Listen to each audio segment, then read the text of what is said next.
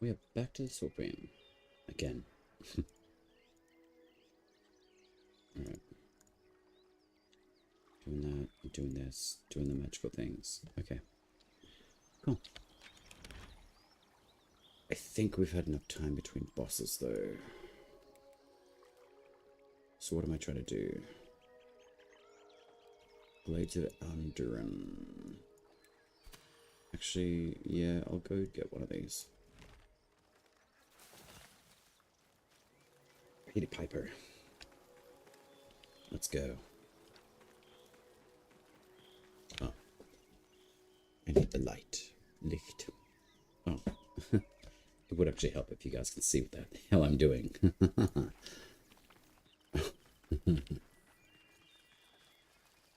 Brain. It's super fun. Alright. Pied Piper run. Oh. What is this? Oh, this is the mines. Oh, sweet. They put new infrastructure on. Maybe. Alright. Where is the mines? Right, straight south. Okay. Wunderbar.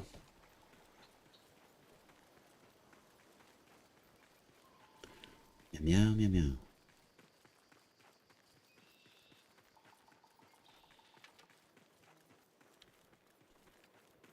Do do do do do.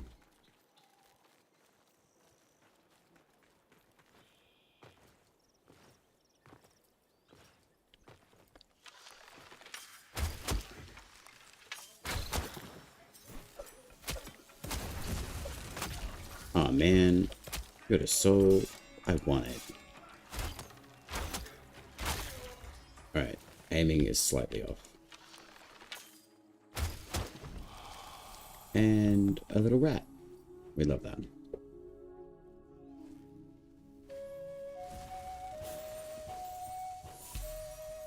We also love iframes. Not anymore. That's exceptionally rude. Thank you. I will heal your mistake.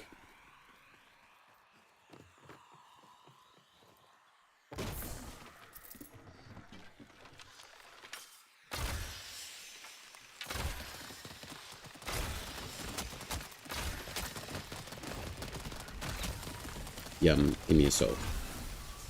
Thank you, thank you.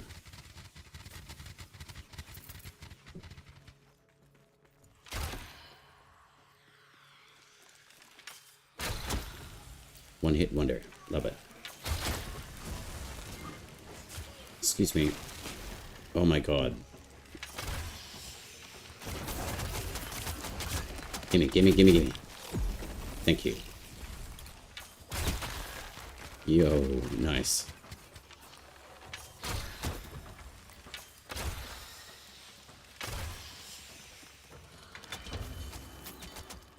Very tempered again. Okay. Knife your soul. Damn you. I'll take yours though. Thank you.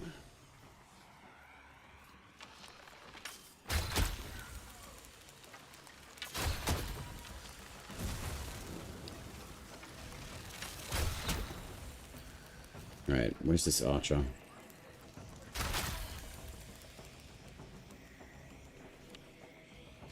There you are. Okay. Good. Good, good, good.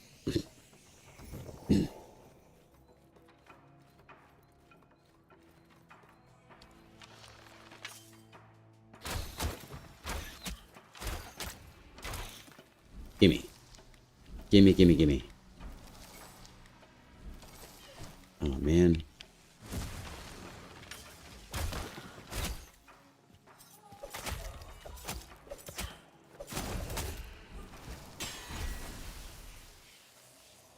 Cool.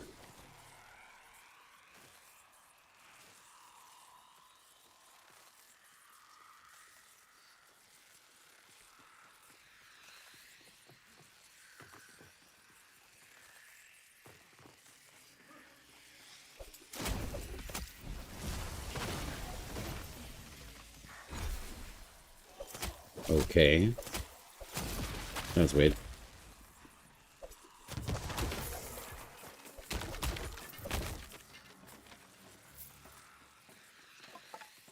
Alright, we're gonna get fancy.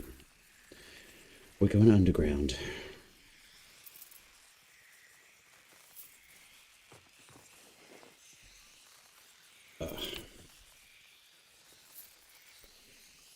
To the glade.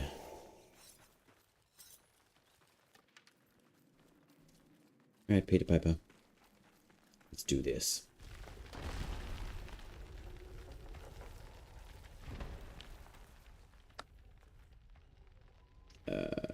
Where are we?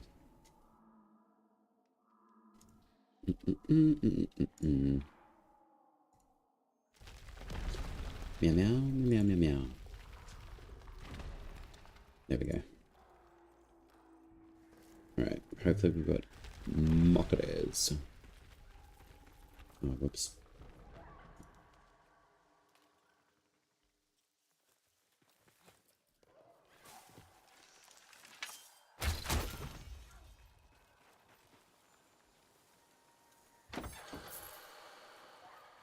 Now I really need that iron ball totem as well. Hopefully we get one. Or at least one. If not two.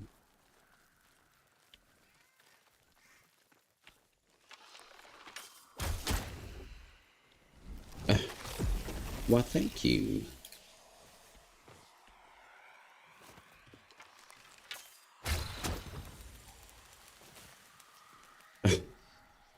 Man, bows are insane.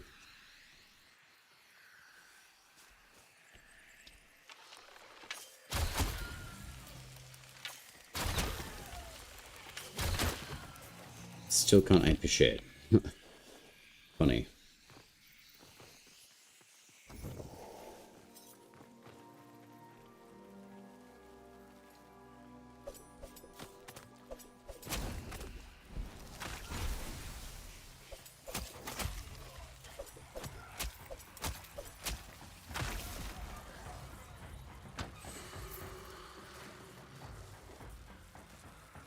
Alright.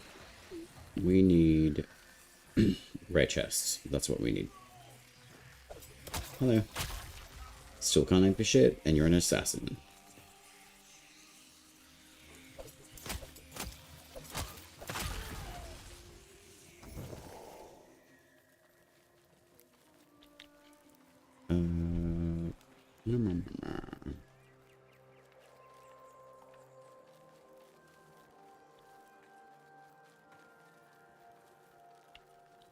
Ooh, can you give me an iron golf? No? Sproutflex seed. God damn it. It's not the totem I want.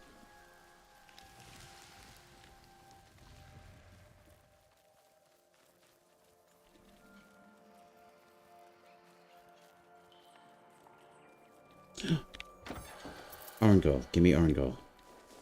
Sproutflex seed. Ugh. Okay.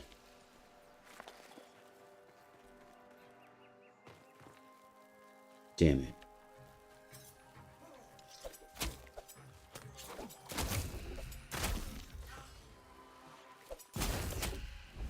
Thank you.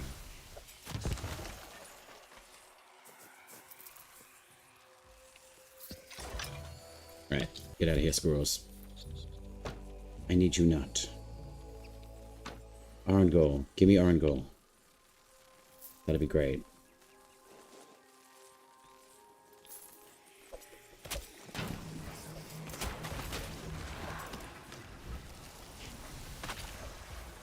Wait. Lantern. Oh god.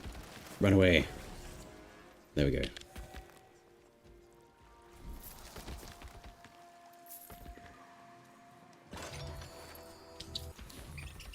The stalwart bunny. Alright. Where's all the creeps?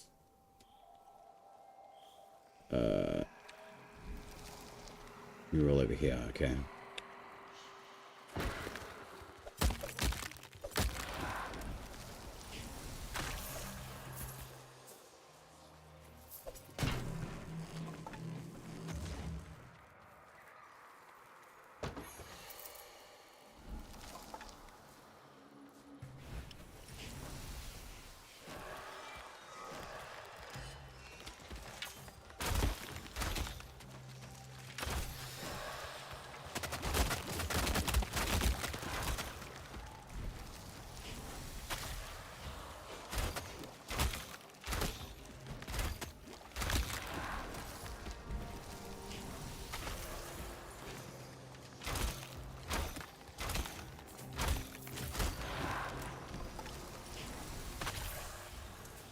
Sweet.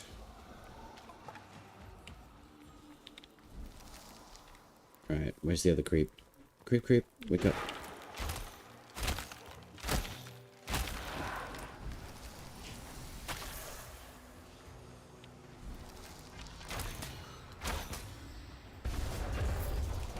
Alright, yeah, I'll go through here.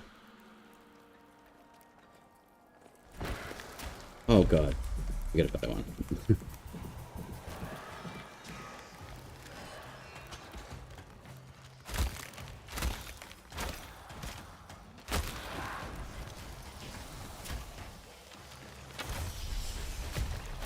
Oh my god.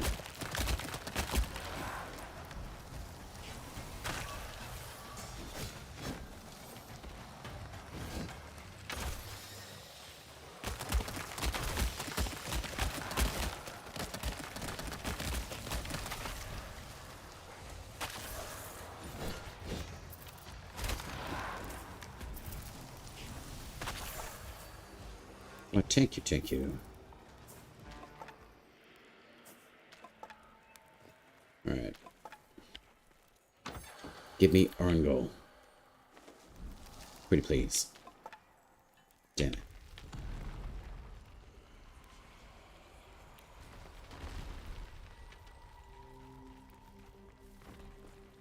Alright. Corrupt area is good.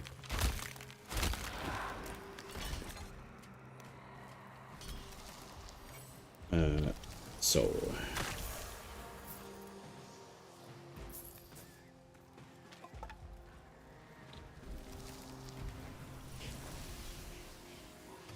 Come on, wake up.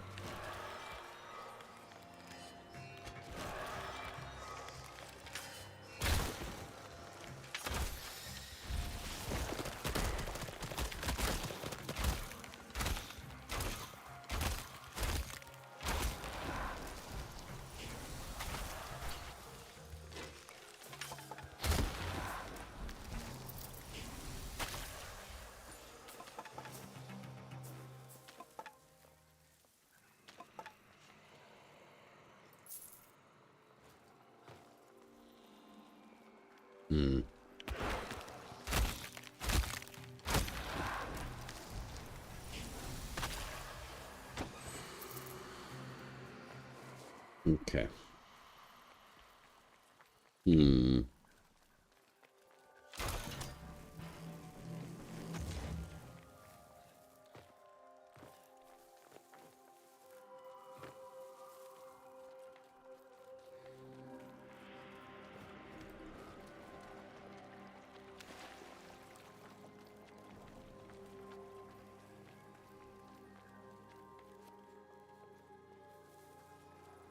Color saturation in here is really odd.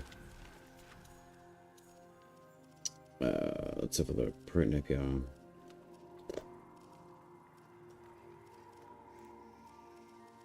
Okay.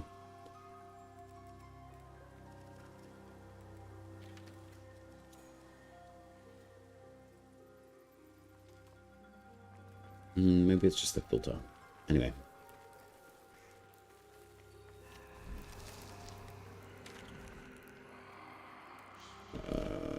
Let's go here. Nope.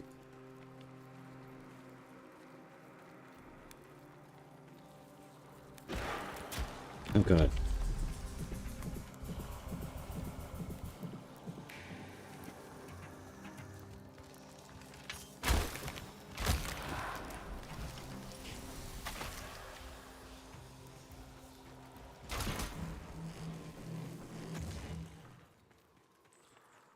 Alright, what do we got here? A corrupt area. Awesome. Okay. Oh shit, we got the glade. Awesome.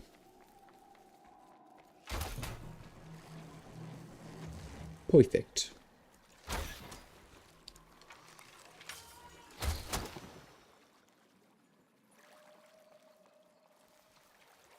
Alright, let's go check some stuff out before we start this glade area.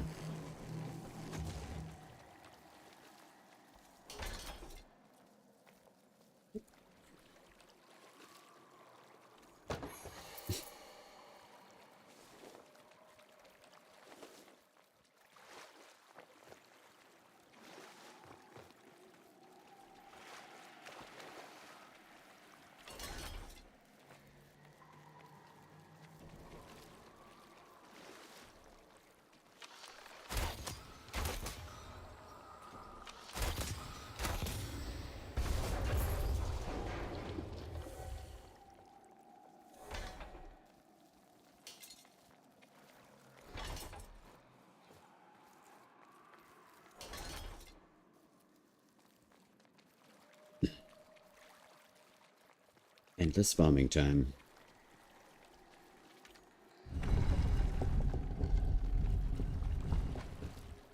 I'm gonna get cheeky on this one.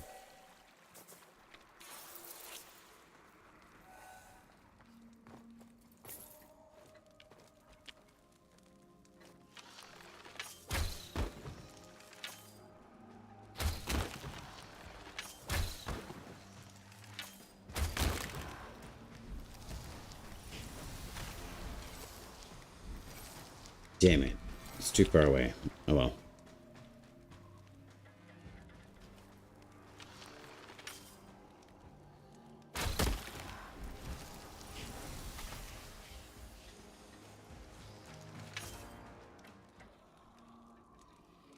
Weird, okay.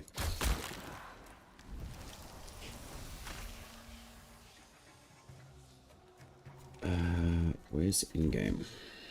Chitty chatty.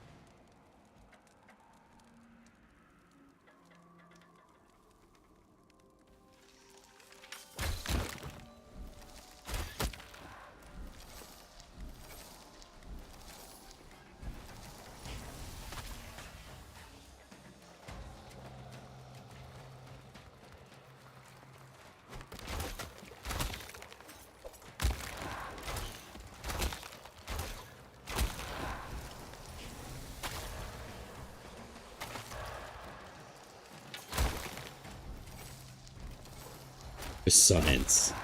We do enjoy that, Lucelle.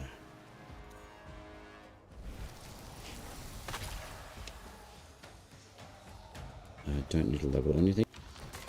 That'll be fine.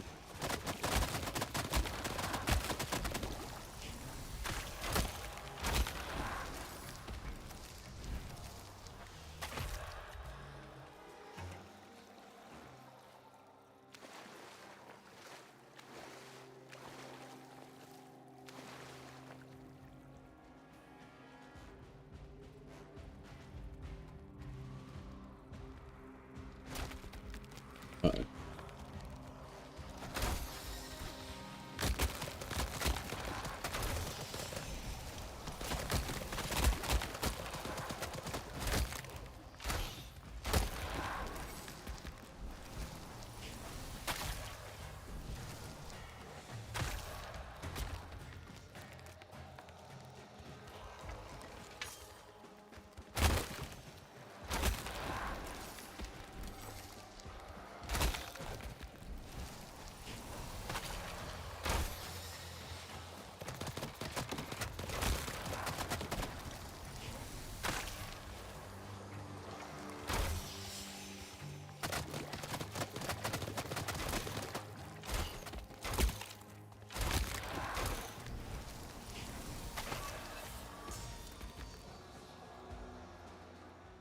Looking invites, click the symbol, top left, exit menu, this will fix. Does anyone not fix? Failed to join.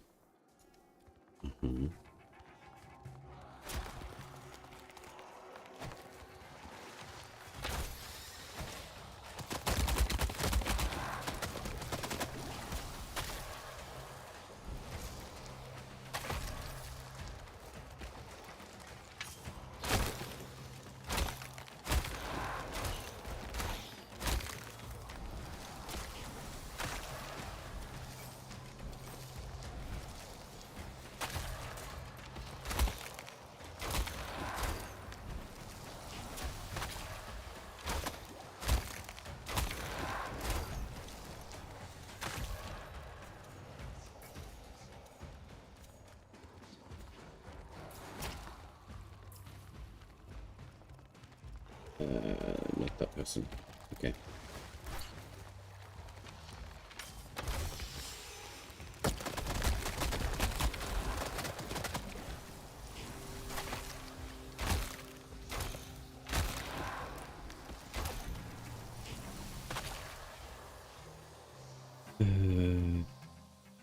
Dick. Okay, that's cool.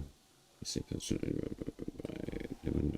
did not receive a spectrums up.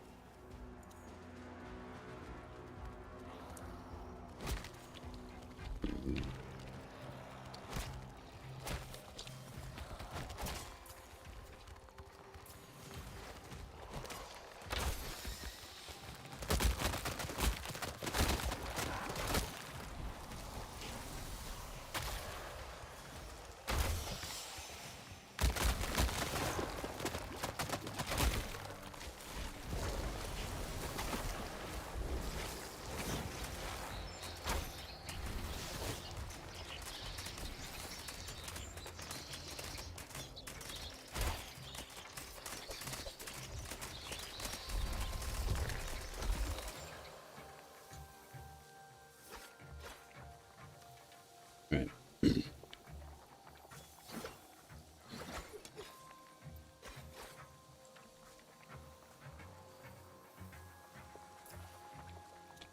Hello.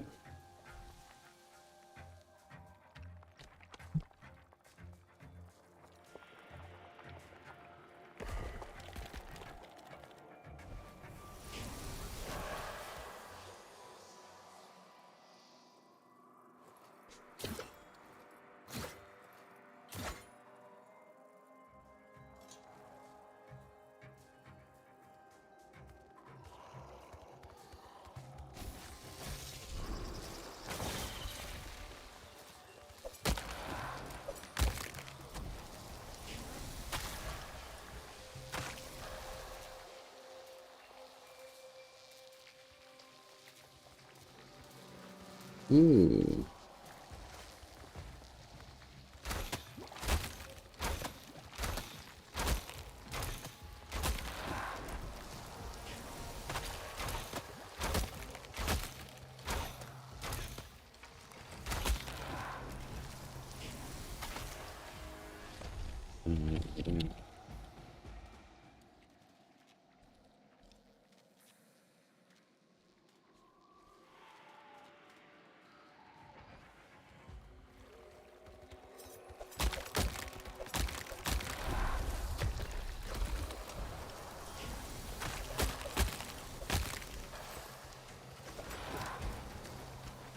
That's cool.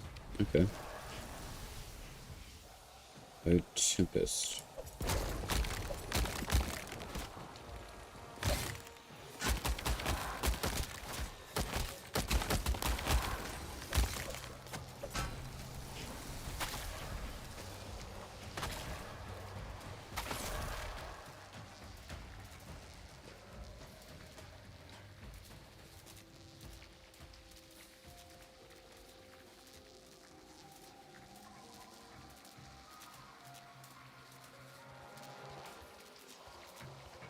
Ominous. Right, okay.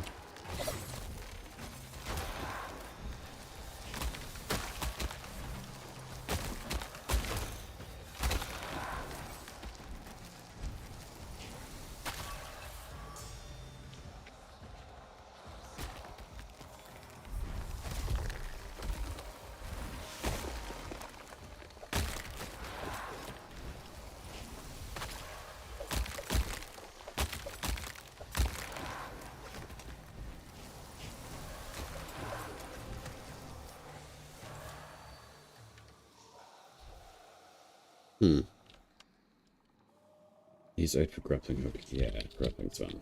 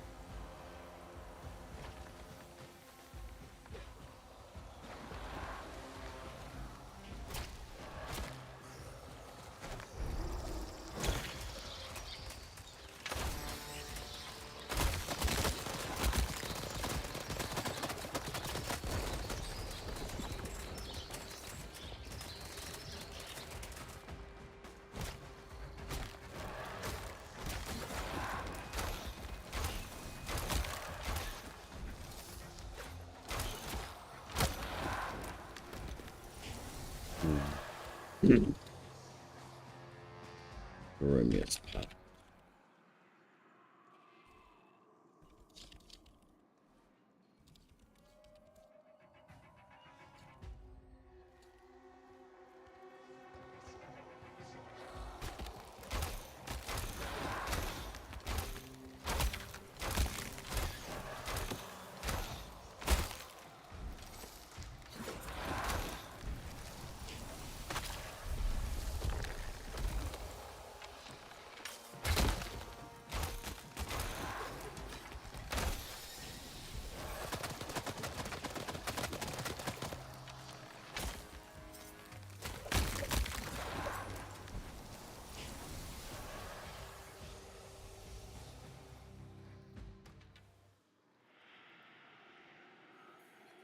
Meow, meow, meow.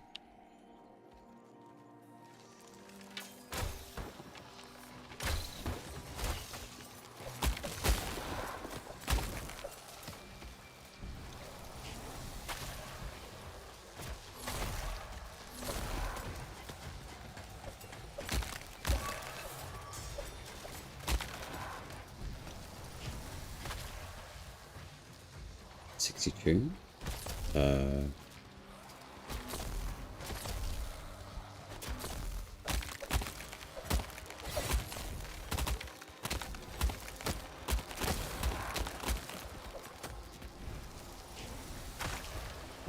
Okay.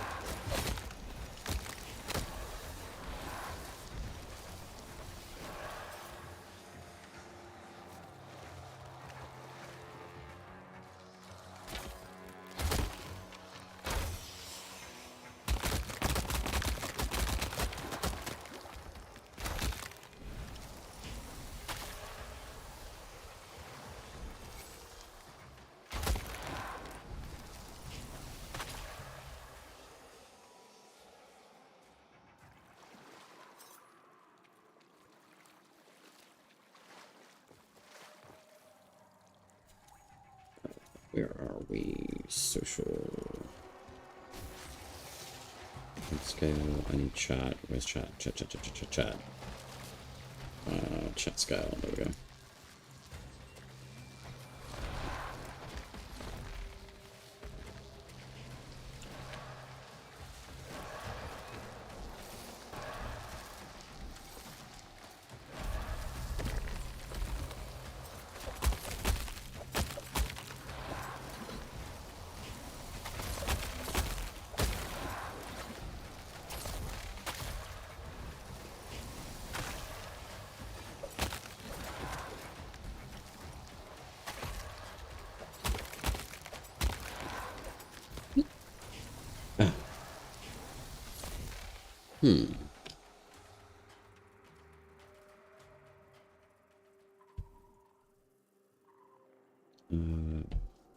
Right, so what? Code Tempest has changed.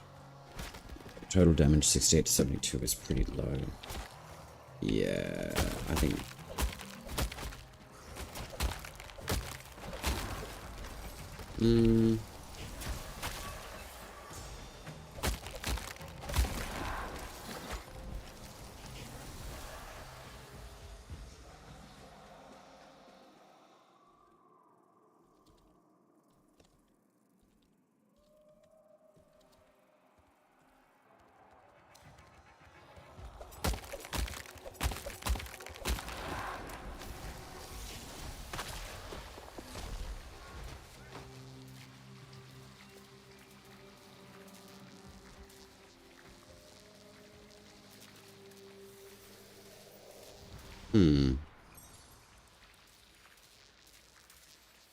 Okay.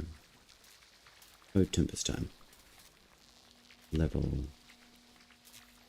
Okay. That's probably what it is then. It's Tempest.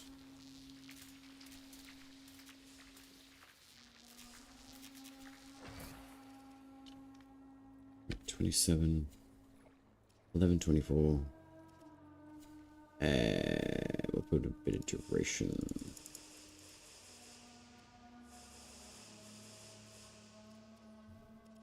$15, 11. That'll do. All right.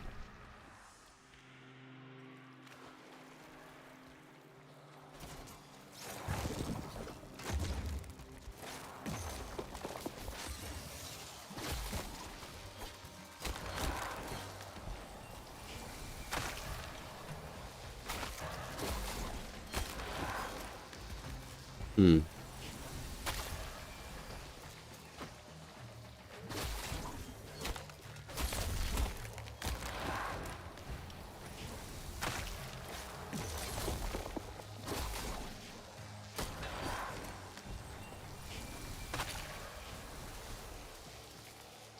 To the works as it should. Sensor. Very mobile.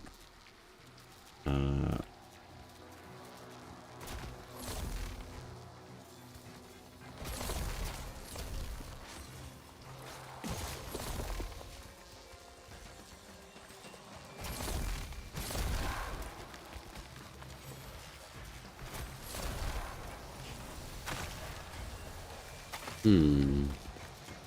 81, but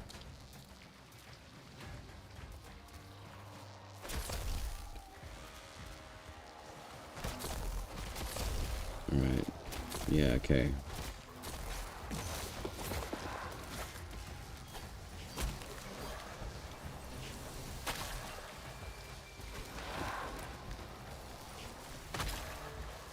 I just got one tick.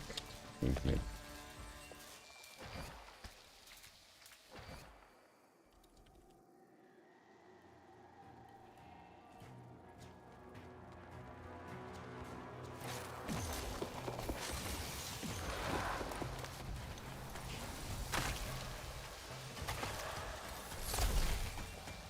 I must be putting into the atmosphere mode.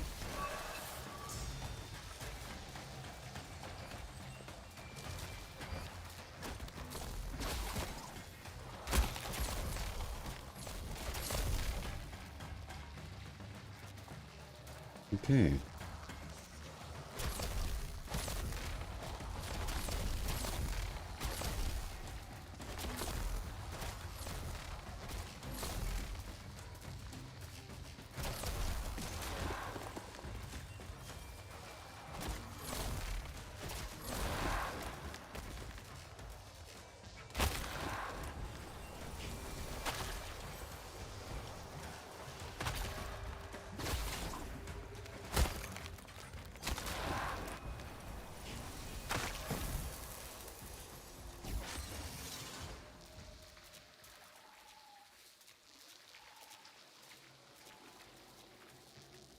Hmm.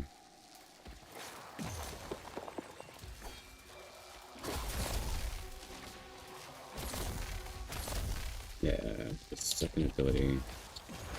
Wait after the shield. Left. Damage taken.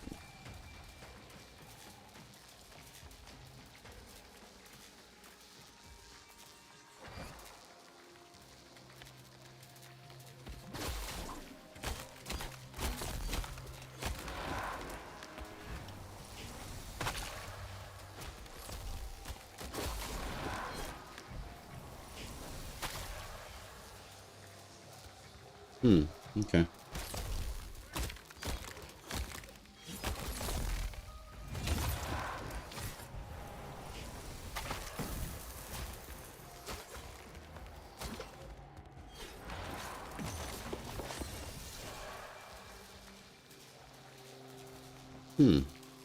Okay.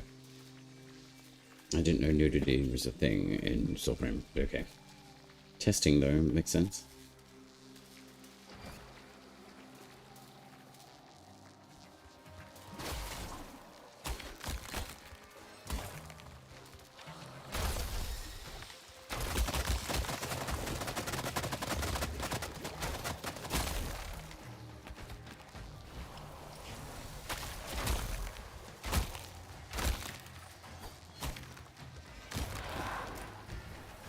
Interesting.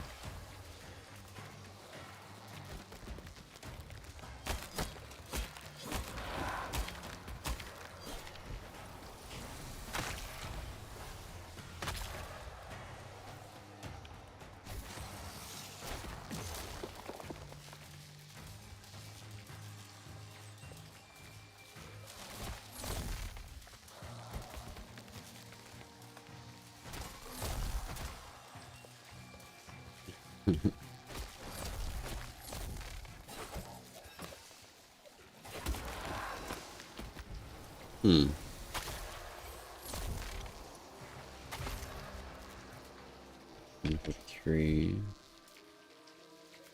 Okay.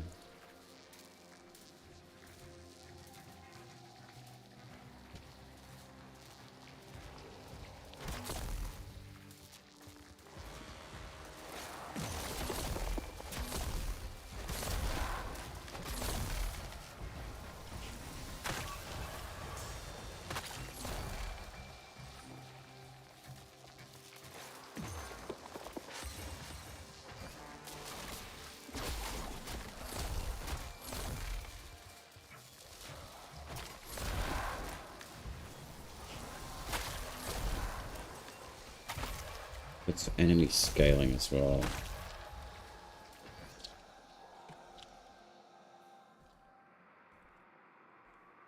Default damage scaling with order. Yeah, I think so.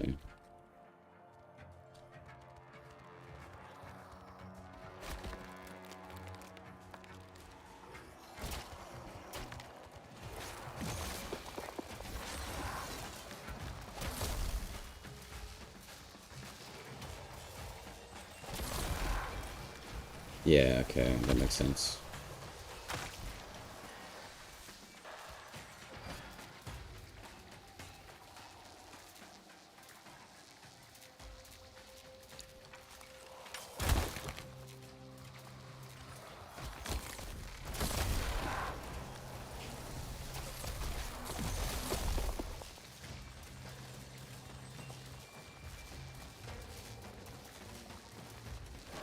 Not bad, more Soulframe. Yeah. I've got someone in Game Squad. We're just doing a test on the Ode Tempest.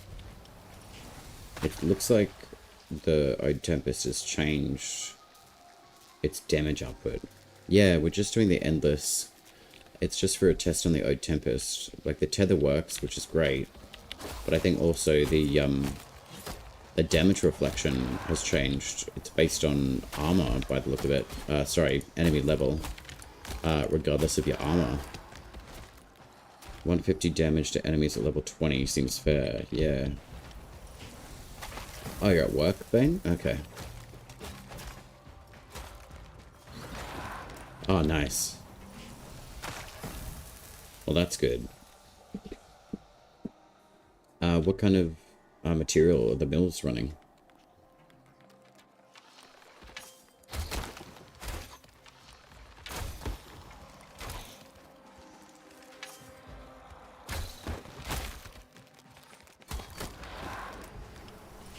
No, right, cool, nice.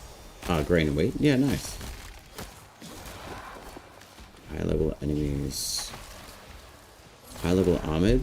High level armored. Mockeries of work.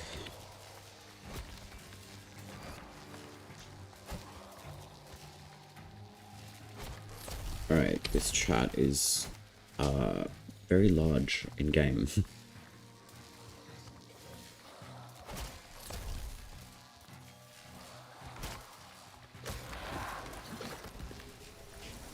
I think. Alright, Juniper's done. Even just high level Ode? True. Where's the... HUD scale's fine, but chat scale is a bit weird. There we go. Yeah, I'll go through Endless with you for sure. I've got to level a whole bunch of weapons. Just switching the weapon.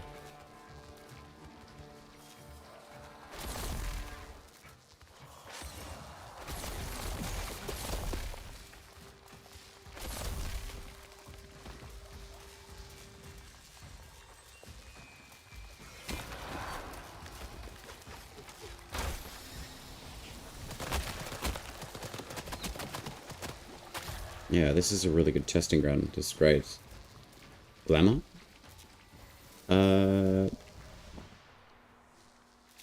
Indeed. Alright, I've just got to switch out my weapon. So Juniper's done. So I'll change that over to a different... what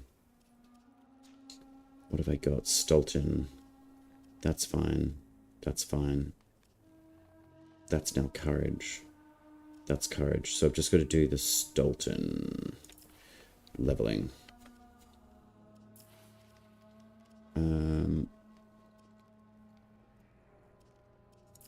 That'll boost armor up, which is good.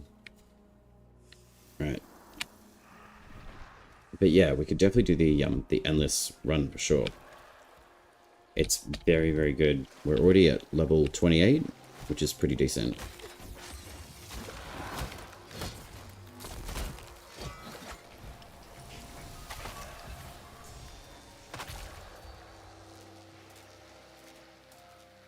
Hope that that's helped.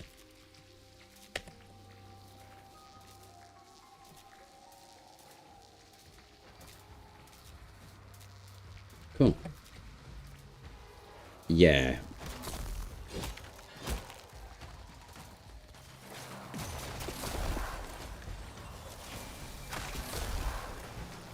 Well, the good thing is too, like, if you've got access to the Ode Tempest as well, it reflects the damage back at the enemies, which is phenomenal.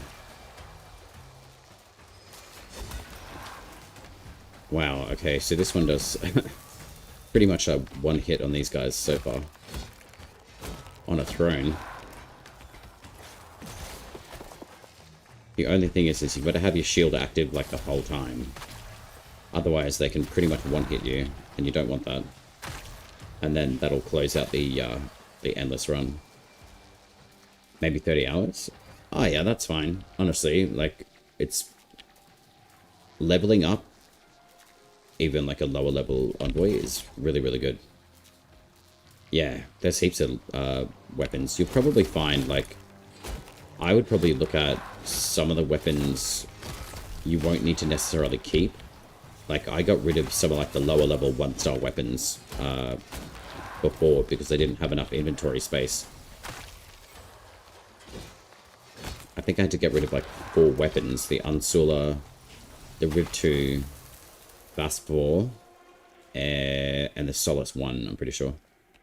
Yeah. Yeah. Once I get, like, more access to, like, more weapon slots, I'll probably remake some of the weapons, but I really want to try out these new ones, so that's why I ended up just removing about 4 of them. Yeah. Once you've got to Bond 30, like, the very first time with any weapon, like, you basically got that mastery done with that particular weapon, which is good.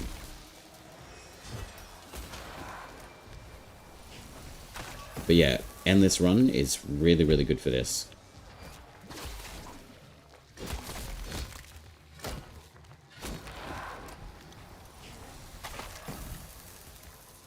So I'm just going to stay in here until I can at least get to level 30 with at least one of these weapons. I'm kind of hoping maybe someone else will want the Endless Run there too.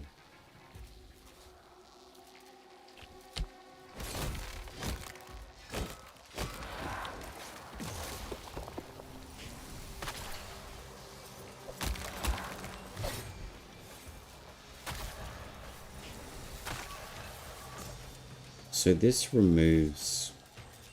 I'm really curious about this particular pack now, because I'm doing a lot of damage on these guys. So it looks like what's happened is once you've got the second ability active, it actually enhances the damage reflection back at enemies more than it used to, which is a really good thing.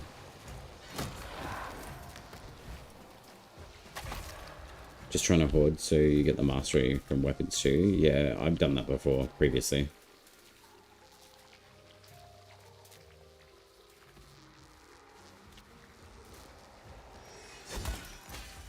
Yo.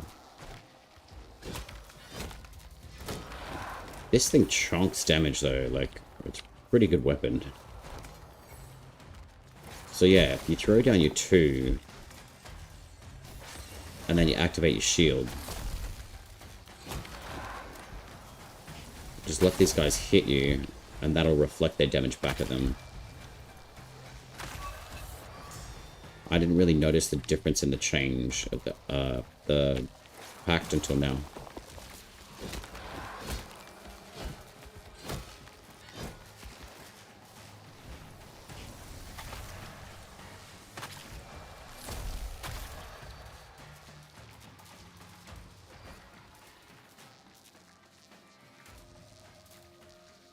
Delirium. I like the name.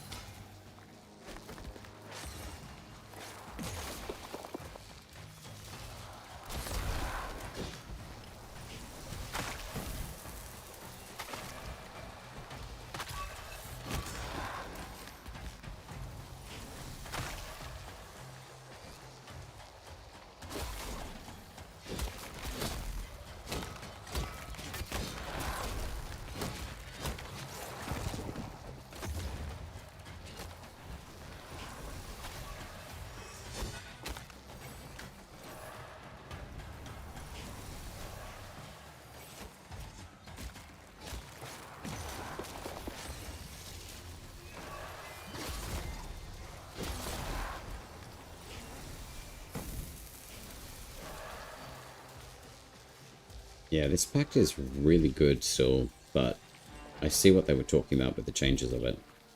Very cool.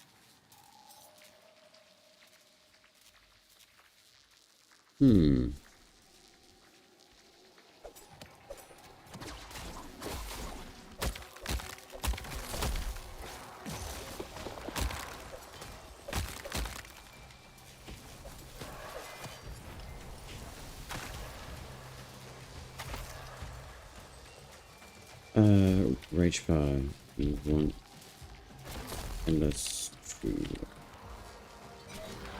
Love that you have a Tempest right now. Was testing with someone.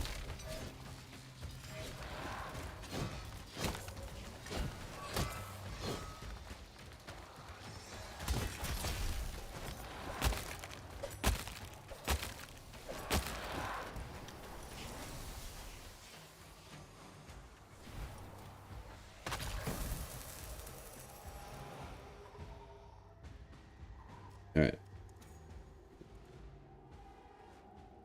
Let's break that.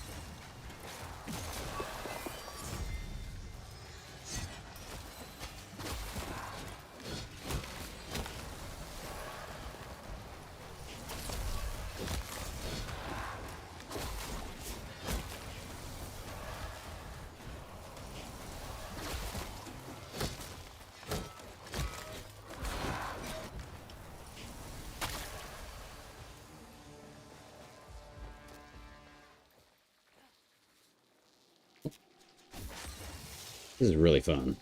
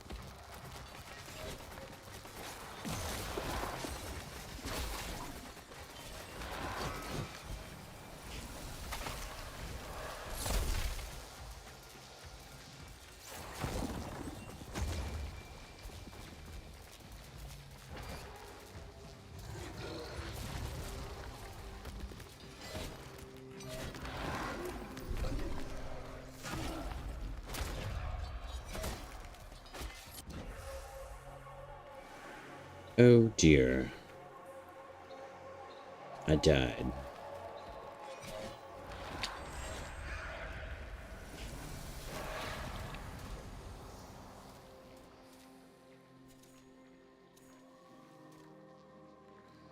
Oh no, rage fire, where'd you go?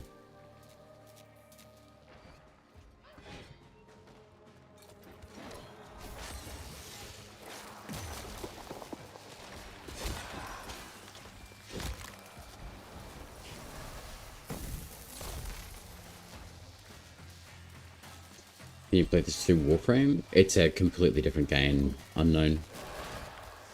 You can get a code for it though, if you play, sorry, if you watch the dev stream of Soulframe on Twitch. If you've signed up, made an account, and applied for a code, you can just go watch the Twitch dev stream. They're generally on weekly, but Sarah's sick this week, so if you join their Discord, they give you updates on when the next Soul stream will be.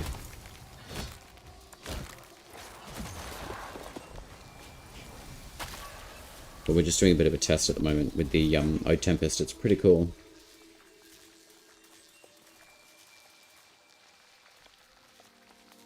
I didn't realize there was a few, I guess, shifts in this pact, but it seems to be working as it was, but better, in a way.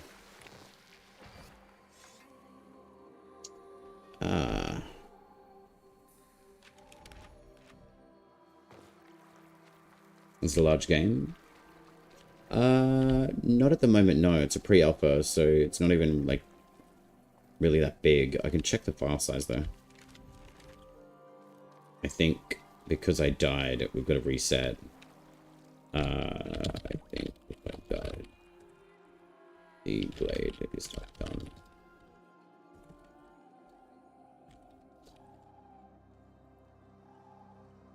Whoopsie.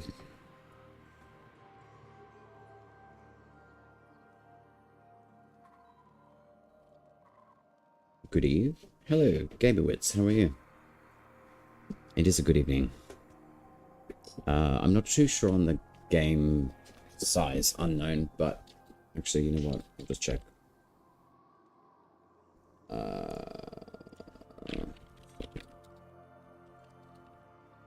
think it's a couple of gig, but it's really not that big.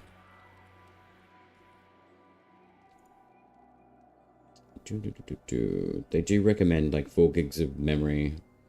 Oh, okay, so like roughly 50 gig. If I'm going to at the same time, it fucks it up. Okay.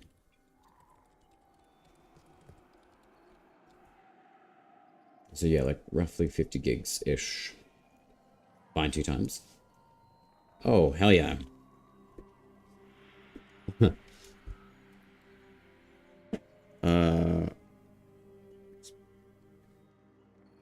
I'm trying to get the Orangol fragment.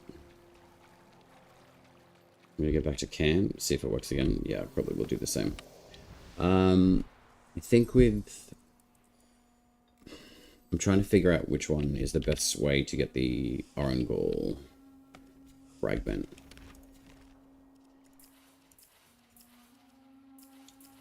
Right. This one here, the Orangor's Fang, sorry. I've only got one fragment of it, but it's been really, really hard to find extra fragments of it. Yeah, that's the one, yeah. It's giving me Dark Soul 3. Yeah, it's definitely got like a dark kind of element to it, that's for sure. Delirium. I've just got someone in squad. We're just trying to figure out why the glade isn't spawning the enemies anymore. I think this one is done. Yeah, it looks like we'll have to reset. I'll reset dungeon.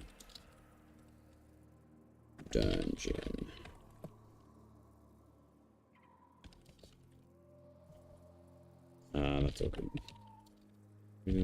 And recall. Crew. Endless. Took me almost a week to get it. Oh, really? Okay, that's good to know. Yeah, I was just doing a test with a couple of other envoys in game with the Endless and the Ode Tempest Pact. It seems like it's still working the way that it should, but apparently it's changed slightly as well. Alright, I'm going to get out of this one and I'm going to reset the tile set. Open multiplayer?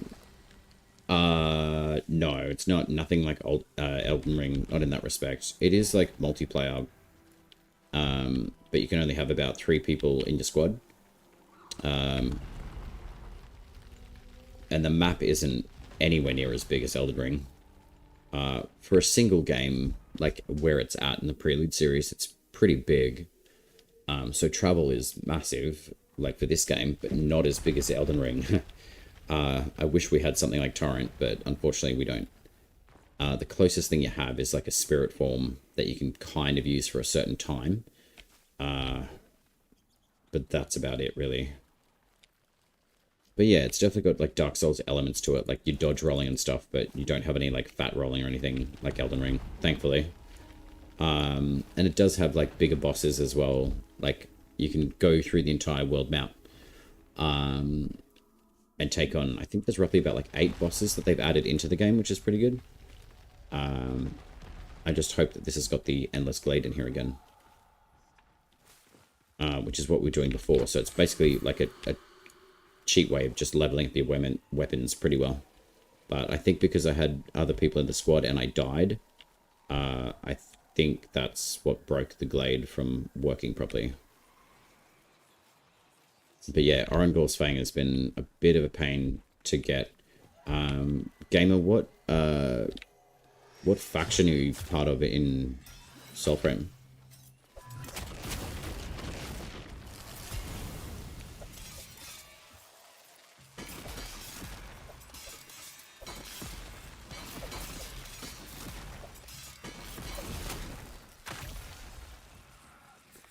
I love this rune. It's very good.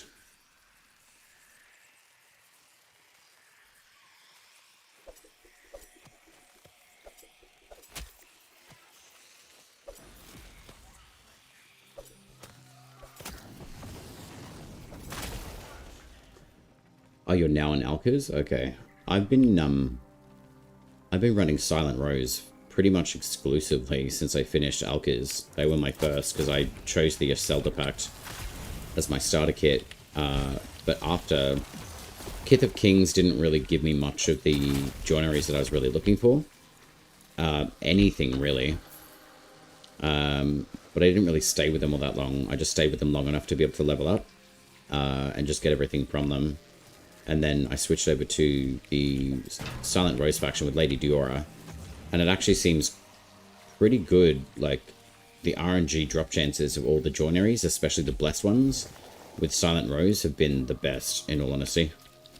In my experience so far. Even like the fragments for particular weapons or armors as well, I seem to be just getting the right amount of what I need. And it doesn't take me that long to get like the blessed joineries either. I've actually gotten quite a few of the blessed Mora, 1 Safine, and I think 1 or 2 Iridis. Yeah, joineries are pretty good. But the tier 3 bounties are definitely where they drop. but I just found when I was with like Alka's Children or the Kith of Kings, it really didn't drop as many. Even the Badagar Stag seems to drop quite frequently from Silent Rose, which kind of makes sense because you start off figuring out the relationship with like Garen Rood and Lady Diora. So it kind of makes sense that those particular bounties drop more frequently through Silent Rose faction than they do with the Kith Kings or the Alka's Children. But I'm hoping that I got the Endless Glade again here as well, so I can actually level this Stolten weapon. It's actually pretty strong. It's an ugly looking weapon, but it's pretty cool. Narash and... what's the other one? I can never remember their name. Narash and Tassad. That's the one. I've got to level these ones. Well, Tassad I do. Narash is actually quite good for the corrupted weapons. But I also have to level Mari's Bane as well, which is super strong. It's really good. But yeah, with the Silent Rose, it's been really good. So I've kind of just directed people if they've asked. I've asked them what faction they're part of and just said, look, just jump into Silent Rose. Like, you will have a lot more luck or better RNG with the Silent Rose than you will with Alka's Children, unfortunately. It'd be nice if the drop tables were evenly dispersed between the three, but it really does seem like the Silent Rose is really good. Narash? Yeah, Narash was probably the hardest one to get. I love how the assassins still throw their knives at you and they still miss every single time. But the archers are like completely sniping the shit out of everyone.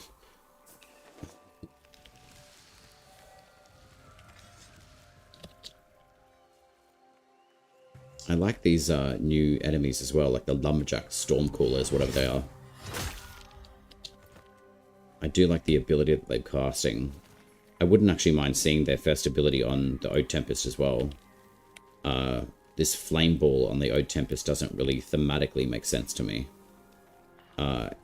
Maybe just like a Lightning Bolt ability on the Ode Tempest I think would work well. And then you'd have it like a pure like Lightning, like Tempest kit, I think. I definitely understand breaking up the abilities with like something different, but having a Rolling Ball of Fire on something that's called Tempest thematically to me doesn't make sense. Yeah, Sproutfolk Seed. I keep on getting that particular totem like a lot. Not totem, necklace piece. Fragment. Too many totems in the game now. But Narash is, yeah, that one's a good weapon. The Dwellian is a really, really good sword as well. I'm actually working on shifting a few abilities around, or attunements rather, on which weapons. So the Stolten can wait. I just don't really understand like the benefit of having Grace as an attuned weapon at the moment.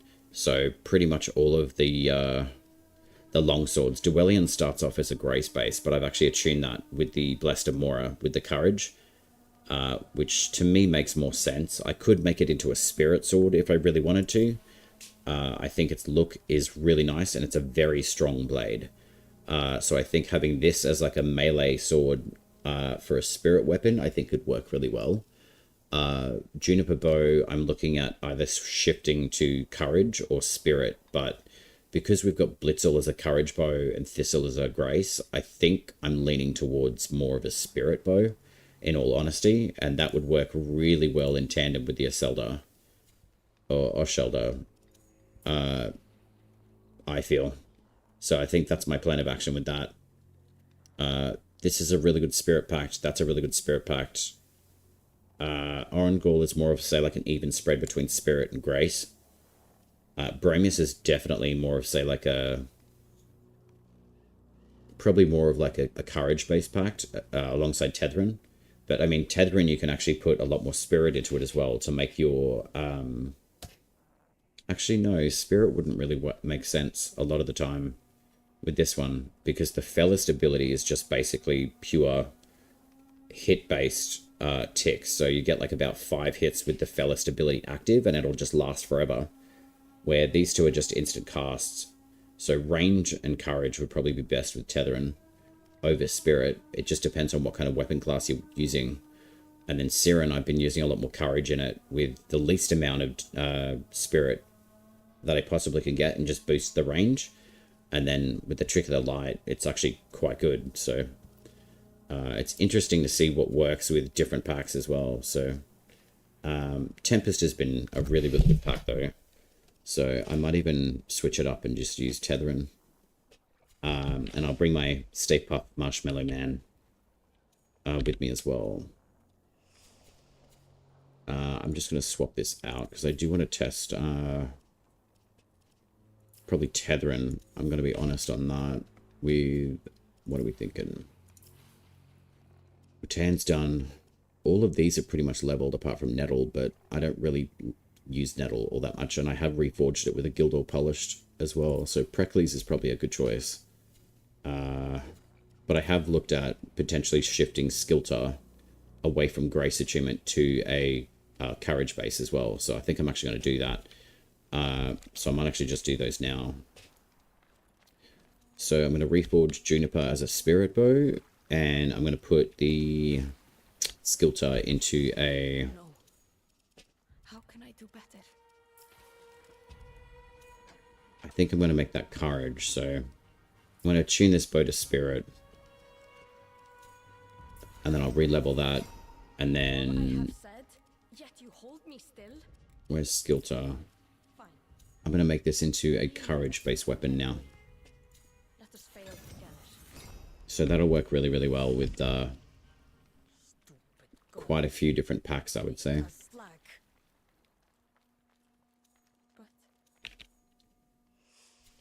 So what have we got? So we got 20 Spirit, we got 14 Courage. I'll drop that down to 10. So that's the base minimum that you can use. So now I can do, on an average, I do about 86 damage with Juniper, which is even stronger as a Spirit Bow over the Blitzel, which is great. And then the Preludes is based on Courage, and then Skilter is Courage based as well. So that's even stronger than Preludes, which is great, and that's exactly what I was looking for. Duelian, I could shift that over to a Spirit Sword. So the base minimum, I need a Spirit there, so I might actually change that over.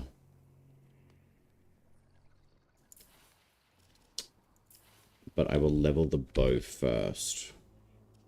So 16. So 16, 10. So at least I can base minimum use these. The only weapon I can't use without a base minimum of Spirit is that one. But because I've got... Where's the Spirit? That's not going to make much of a difference. And that one only gets 1 point of Spirit, which is a shame. So I think Orangor's Fang gives you 5+ Spirit, I'm pretty sure. Because the Dire Skull gives you 5. The Synod's Belljar gives you Courage. So yeah, I'm assuming that the fragments for the Orangor's Fang is going to be useful for Spirit boosting. So that's the plan at the moment. And armor, what are we at? 74. Alright. We'll play Tethering, I think. I'll take the Stay Puft Marshmallow Man bit for a run.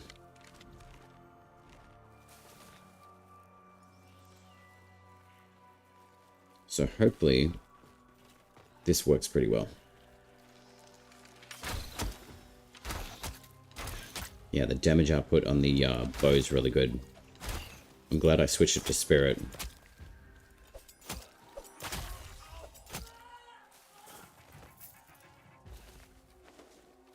But I do have a feeling something's going to come along with like Courage, Grace achievement and be like, oh, okay, we'll start using Grace this way. And I'll probably have to retune these, so...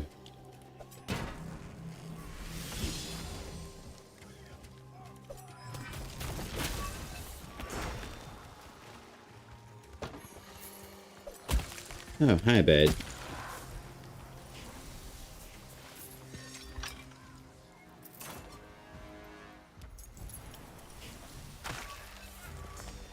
Alright, so we got makers. Cool. Oh god. Struggle hug. I don't want that. Go away.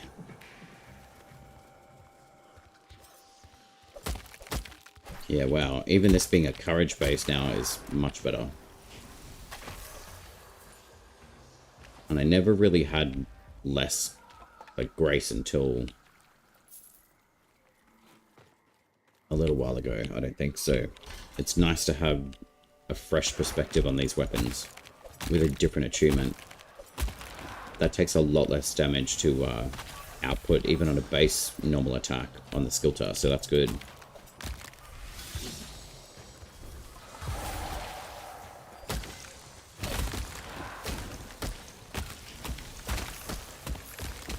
Yeah, wow, okay. That definitely rips out a lot of damage. That's good.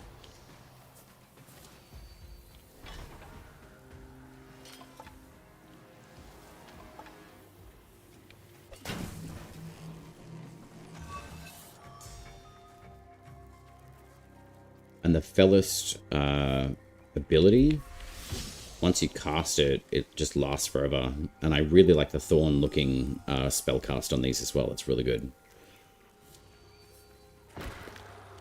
Hi, creep. So that's 2 hits, 3. Alright, so that's 3 uses of the first ability. And then you can basically recast it like pretty quickly, which is pretty awesome. Yeah, wow, okay. It really packs a punch. That's good. It's exactly what I wanted the sculptor to be doing.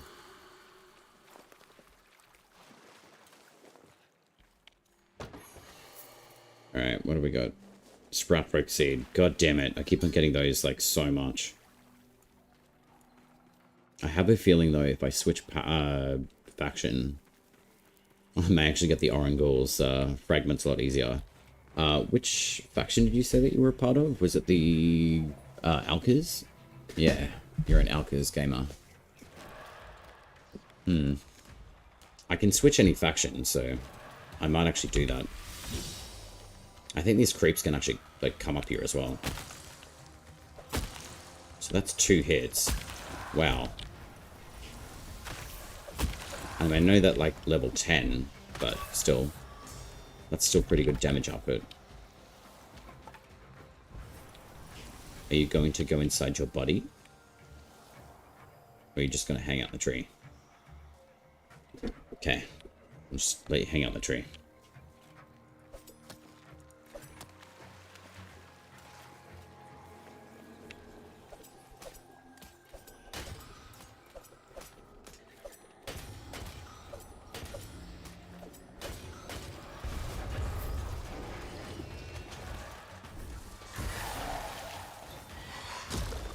Alright, so the clash works a lot better too.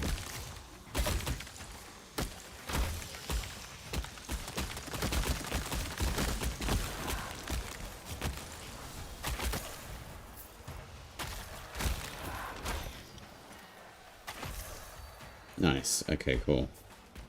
Yeah, these are punching out way better stats than what they were before with Grace.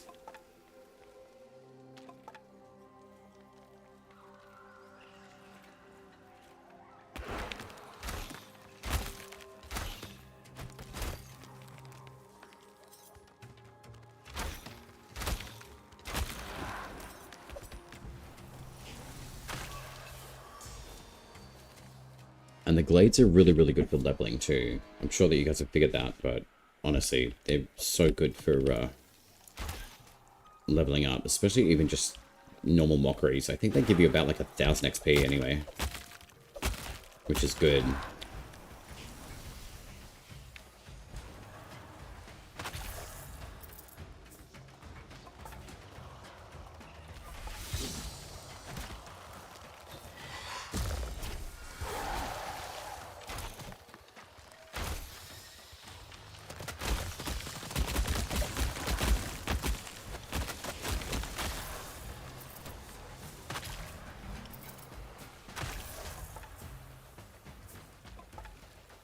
And these normal mockeries do have an opportunity to drop the Narash and the to start as well.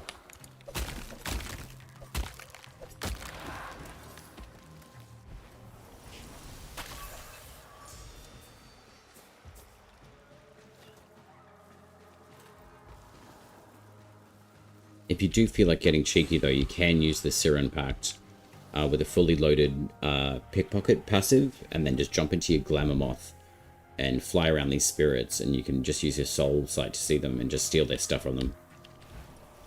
I found that was pretty effective to get the fragments from the mockeries.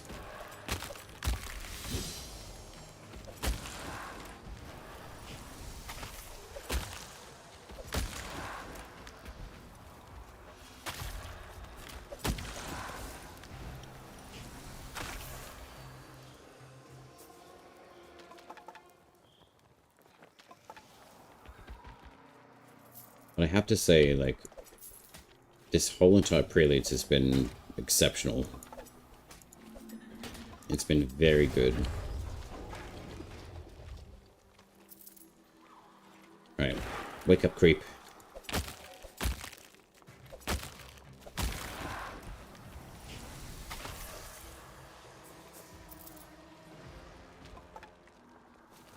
I think there's a little cave underneath this one, I'm pretty sure. I think.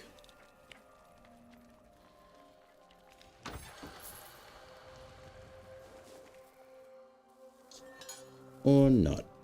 Okay.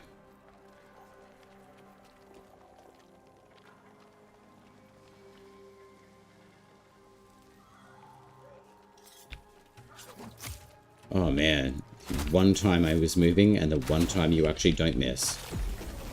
Thanks for your soul though.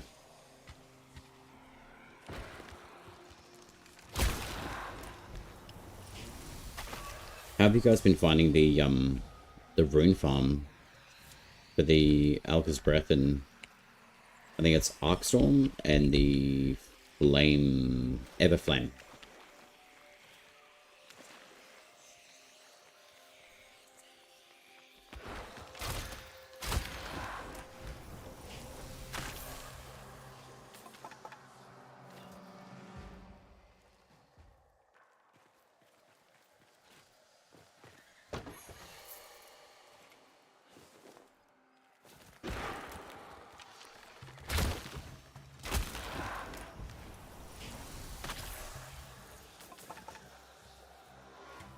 Right, I don't think the Glade's going to show up.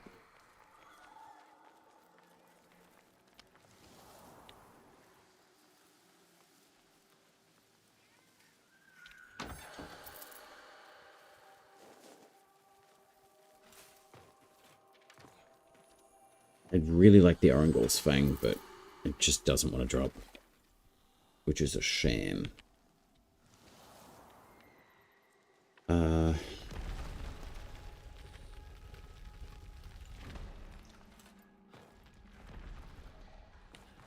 And I may drop back down to Alka's Children.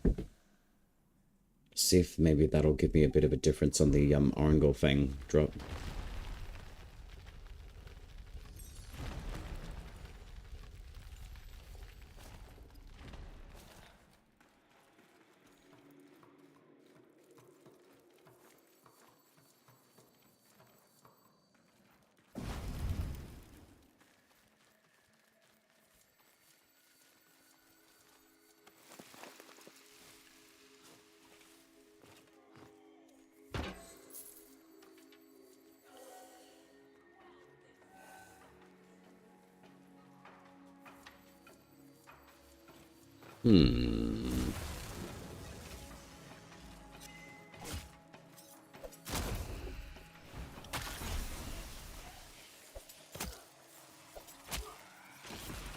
The cool thing about the Arcstorm rune is that you can actually put it onto the Flyblades as well.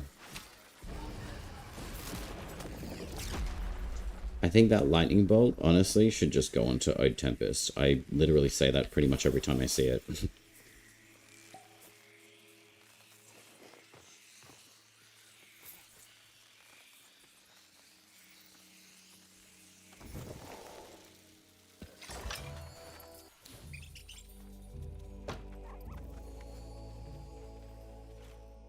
Alright.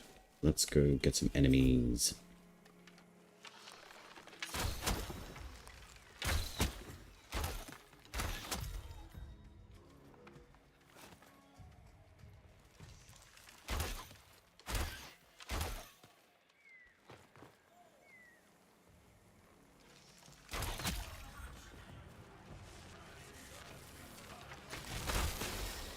Oh, that's a bit rude.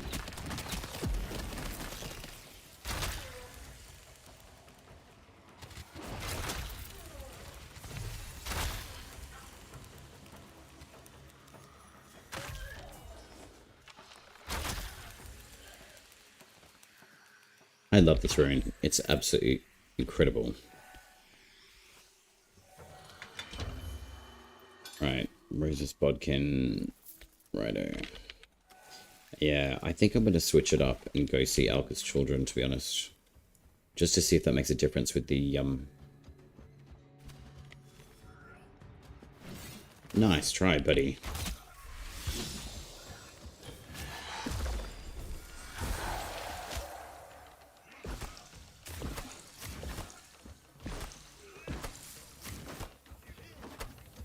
Just gonna kick you away.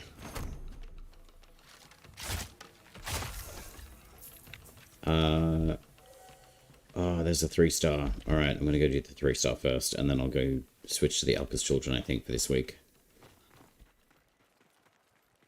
Because I pretty much have basically everything that you can farm. The only thing I'm having trouble with is with the Fang.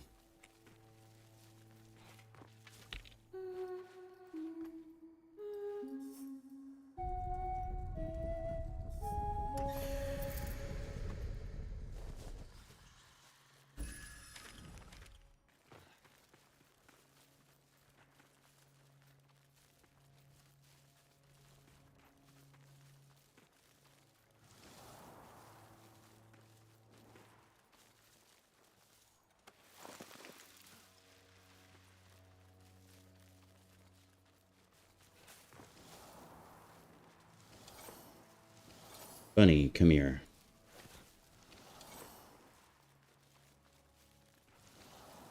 Or not.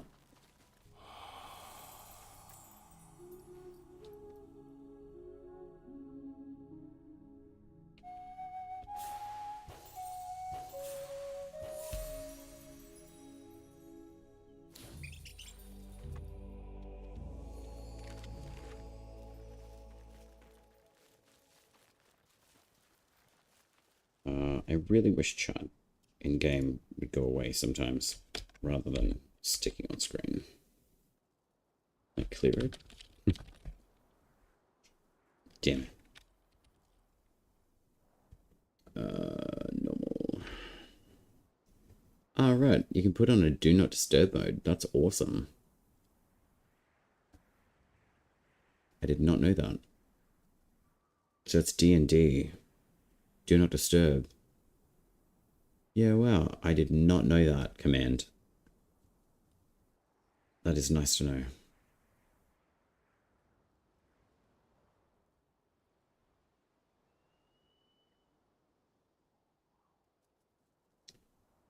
Is there any way to switch this on or off?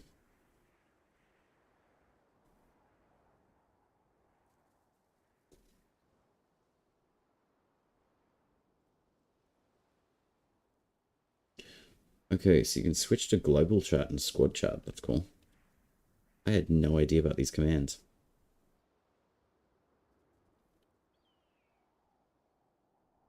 Well, I knew about unstock, but join.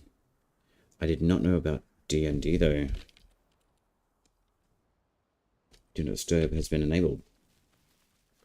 That's amazing.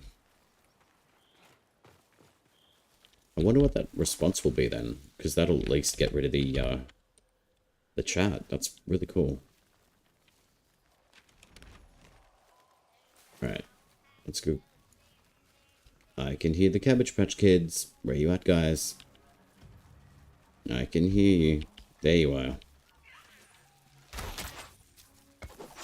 You little savages.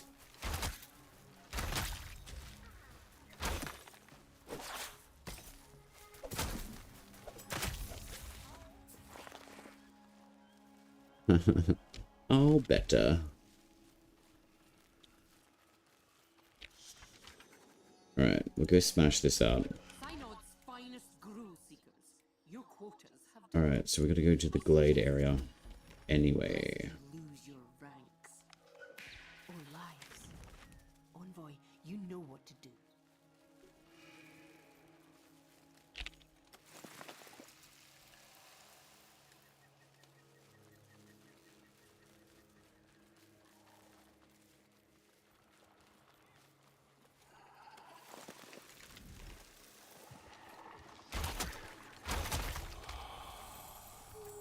Hey, bud.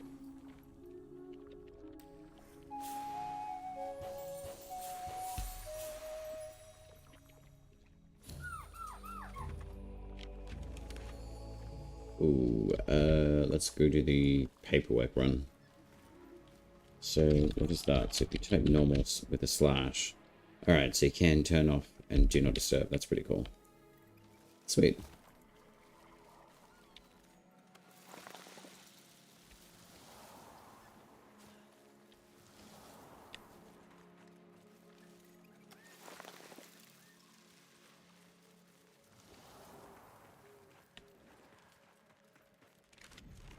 And I'm going completely wrong way.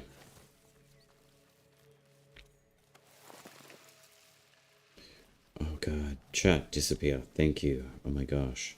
Not actual chat, just in-game chat.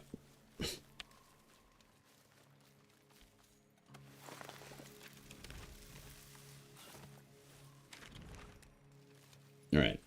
Come on, Marshmallow Man. Wait, is that a Synod's Maiden? Queen's Folly. Damn it.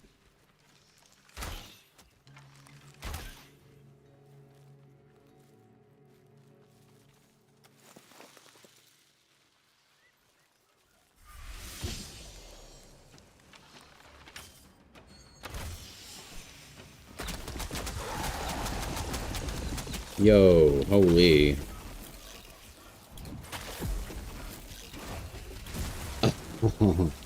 That's savage. Alright, why aren't you stealing that soul?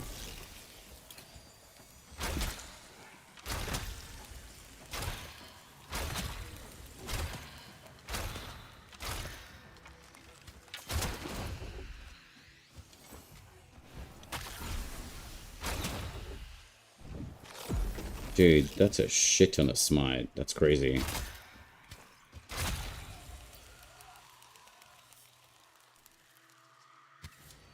That was dope.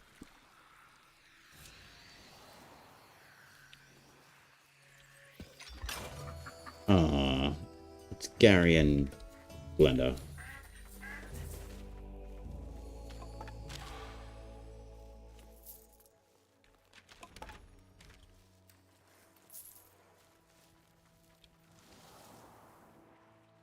Alright. Be free. Enjoy your freedom, Gary.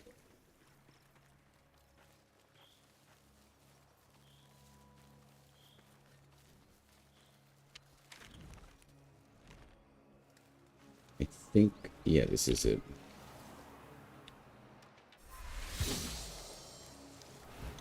Alright. Wake up. Come on.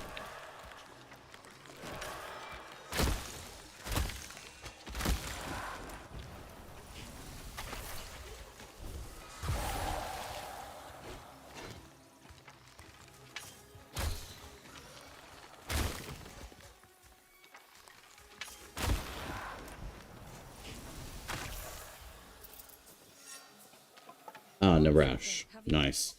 I think this particular area around this relative area, I have found that these guys do drop that Narash as well. Like, especially the armored dudes. It's not the best of farms. Like, you're better off going to do the glade that's right next to Fort Curlau here. This one, and just keep running that one until you get the corrupted areas inside the glade. Because it's the oldest part of the Glades areas. Like, this is one of the new Glade areas, so I don't know what the RNG drop tables are like in this area. But I can absolutely say, like, the one that I just pointed out to you is probably the best one to go for. And it's the closest as well. So, you know, being a gamer, we want to make things efficient, easy, and relatively, like, low maintenance as far as travel time. Because game time is good time.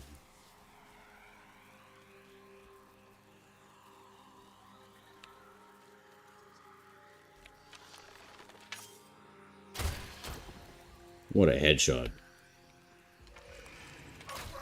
Hey, bud.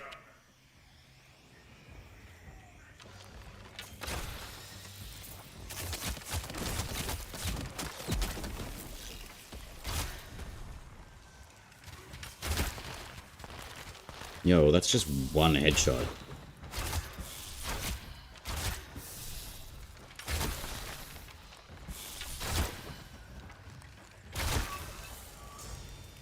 Wow, okay.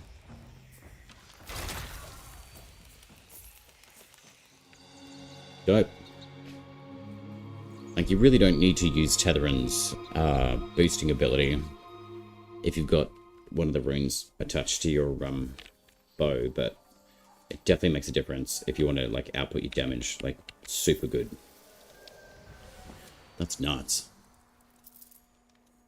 Alright. What else can we try?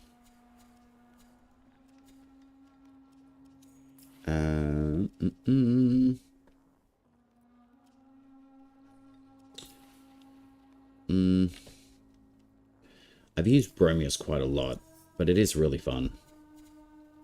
So what have we got? We got the 15% charge attack rate, so that's good.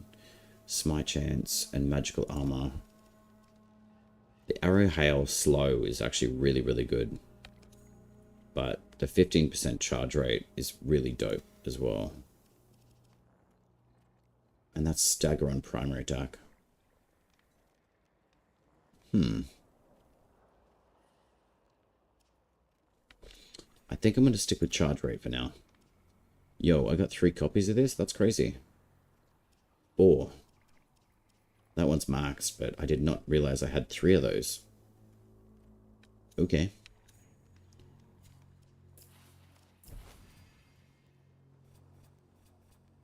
Stagger primary, additional smite. Yeah. The builds on the skilter, like secondaries, are really, really good. So what do I need? Spirit. Courage.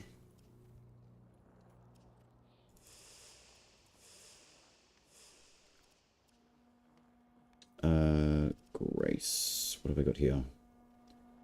So that's +5. That doesn't seem right though.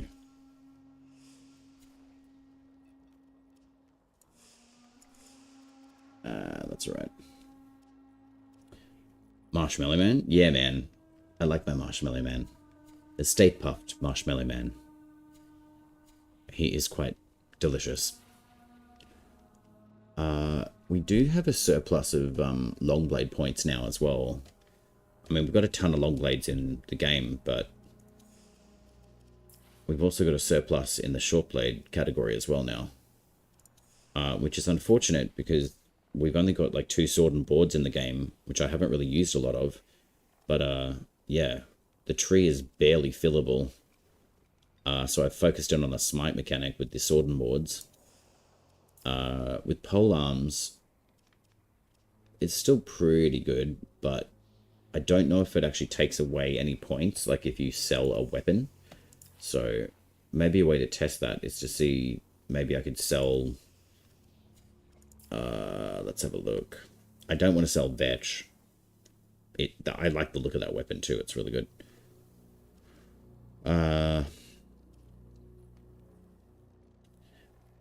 I could check and see how many fragments I've got and see if I can sell one of these weapons, like Wuldar.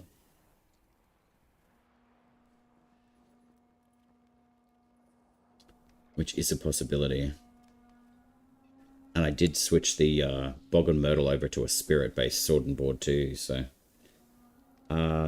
streaming, I'm coming up to about 1 minute Sorry, 1 hour, 40 minutes.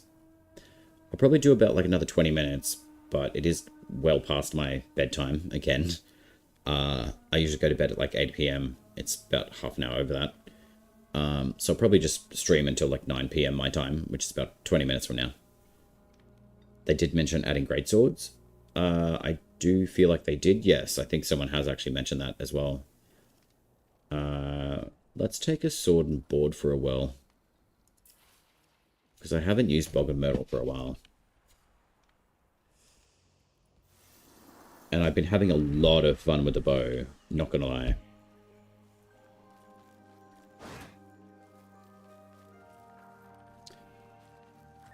Yeah, we can definitely do a morning run, that's for sure.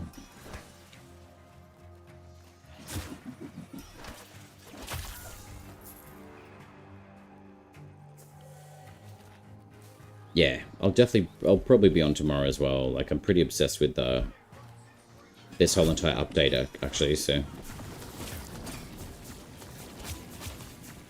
See, even that particular little mechanic there, like this storm shield thing that these guys cast, I feel would work really well on the Ode Tempest Pact.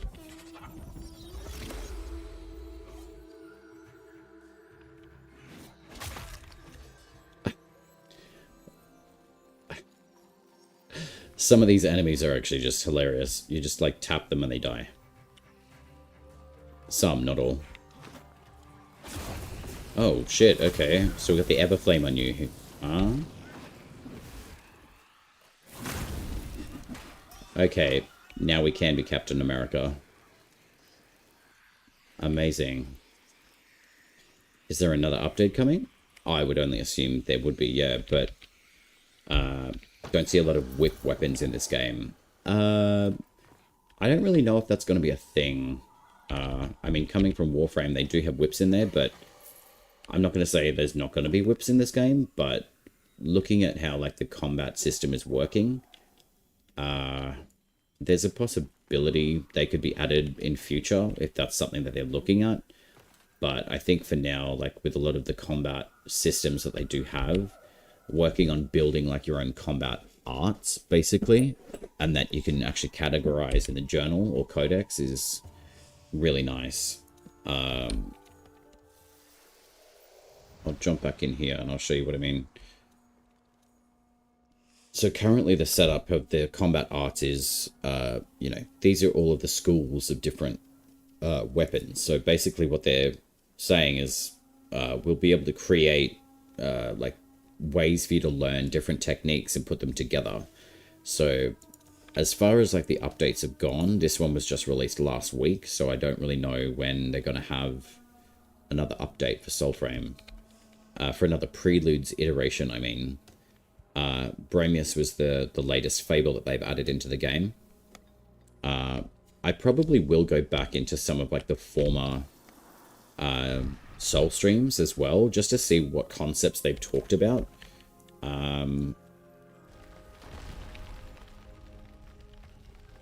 But I haven't really made a lot of time to go back and check out what they've discussed and what kind of weapons are upcoming, etc. So that is probably something I will spend a bit of time in probably next week. As far as I can think ahead in that aspect. Ooh, is there a rat here? There's a flower. They're working on another bow. Honestly, it'd be really nice to see like an actual spirit bow in the game, but now that I've switched over Juniper, I'm not going to complain if they give like a different design and like a very nature looking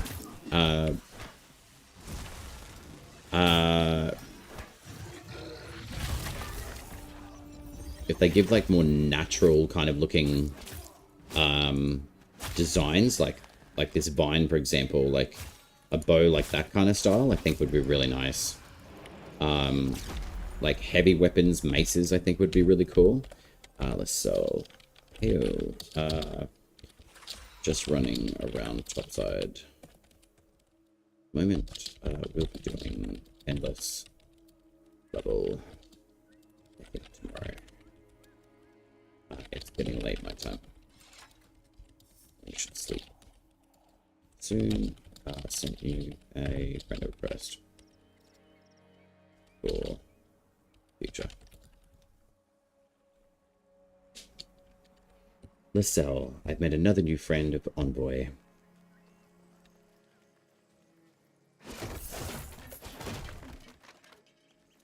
Flails?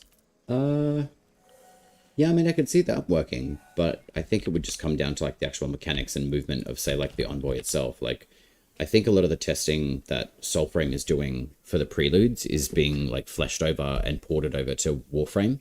So, meaning, like, the fluid kind of movement that we have with an Envoy, we're kind of getting a similar effect with the operator in Warframe. And they are doing an update on the operators, I believe, in like this year, for the old piece update, where we go and meet like the Oracle and stuff. So yeah, basically Soulframe is exactly what it is as a game. However, the assets can be shared between both Soulframe and Warframe, and they're completely separate. So it's kind of like Soulframe's like, hey, we've developed this, you know, would Warframe like that? And then the guys on the Warframe side would be like, you know what, that'll actually really work really well, and vice versa. So it's kind of like shared resources kind of thing. So, which is really beneficial because then both games get like a really cool, like, new mechanic, but they get it in their own style. So, yeah, I think it's Unreal Engine 5, I think. I think Digital Extremes were like the guys who made like the Unreal Engine. I'm pretty sure.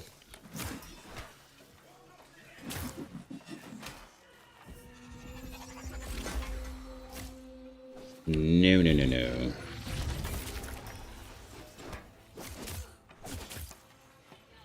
I really need to learn how to block. I don't bother half the time.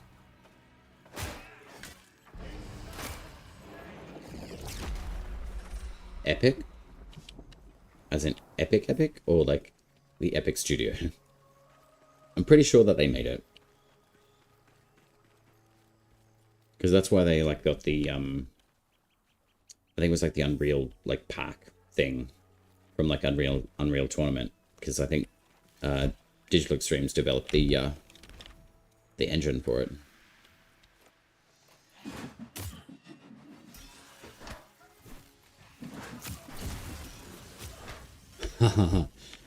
The weapon recall is actually quite fun.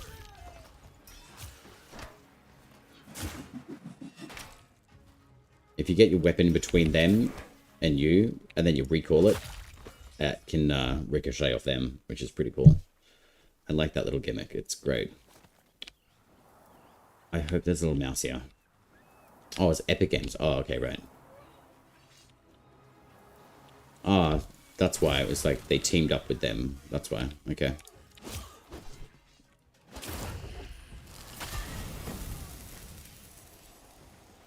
Tim Sweeney. Yeah, I think I know that name.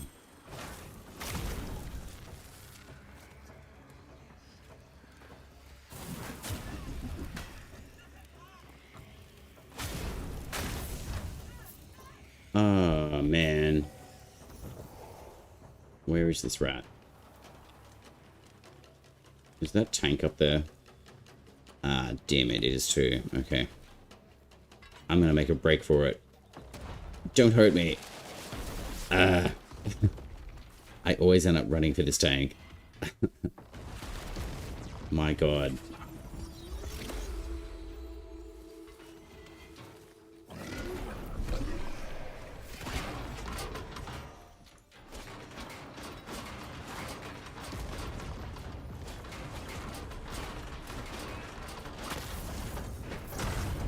There we go. Alright, you're gonna do a round bane? Okay, no worries. Thank you for the follow, Ario. I'm just gonna call you, oh well, Ariok. Hello. Bugger it. I'm gonna do this 3-star. See if I get another Blessed Joinery, and then I'll probably wrap up stream, to be honest. Yeah, I got about like 10 minutes. It's only because I'm a giant baby and I want to get some good sleep. But yeah, thank you for the follow, Ariok. How are you? Are you playing Soulframe as well? Excuse me, squirrel. Where do you think you're going? How dare you?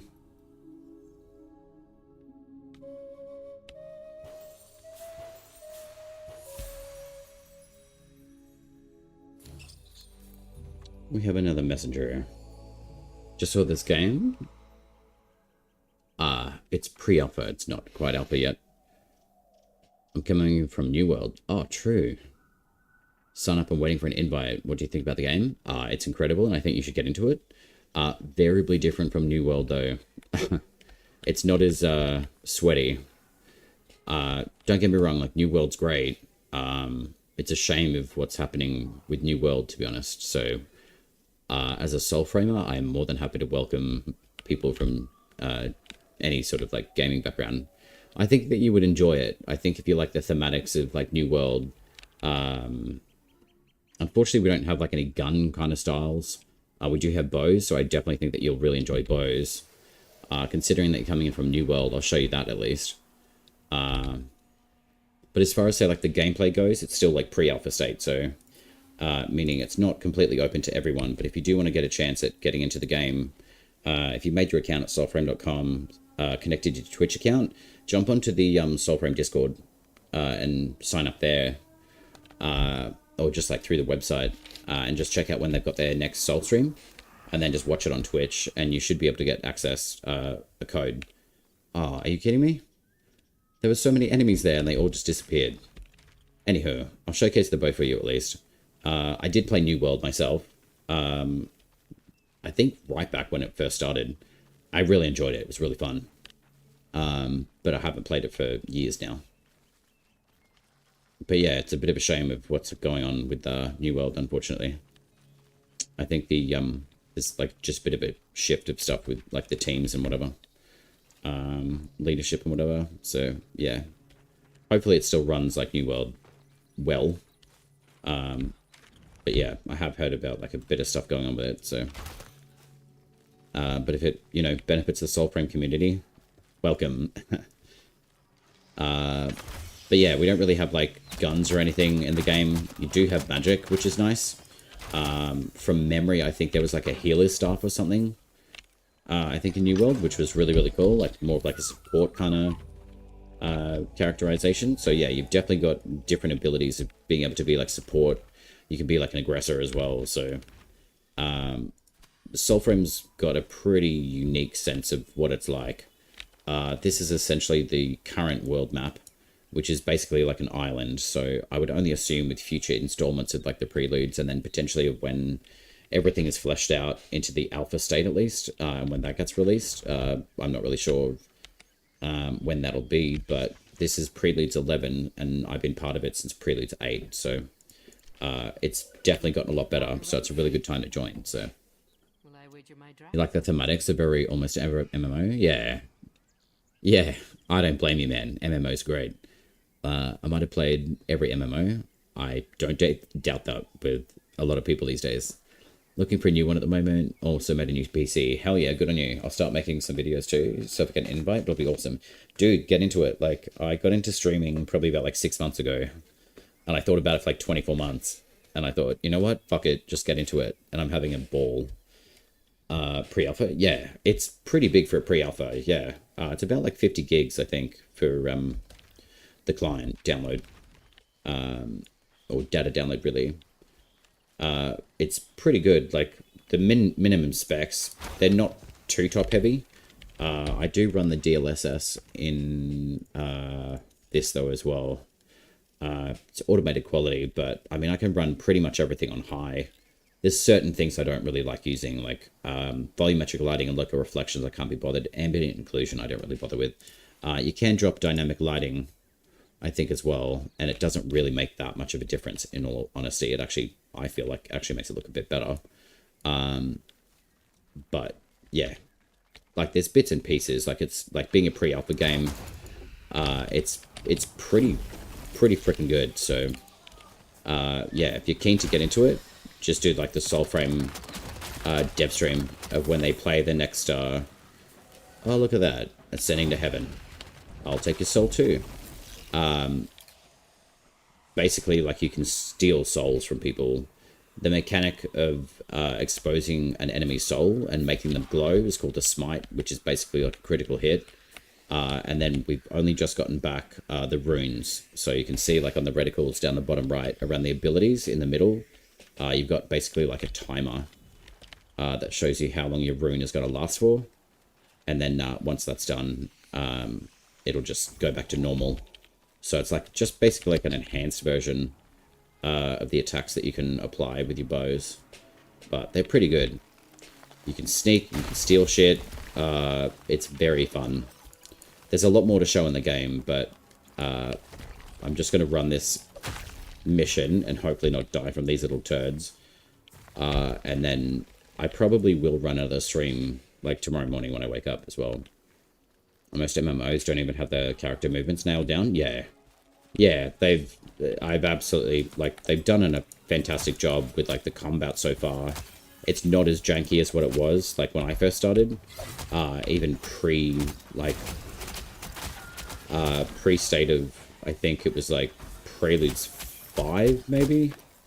I know a few people have been part of it since then. Even earlier, when they first opened, like, the pre-alpha series of Soulframe to everyone.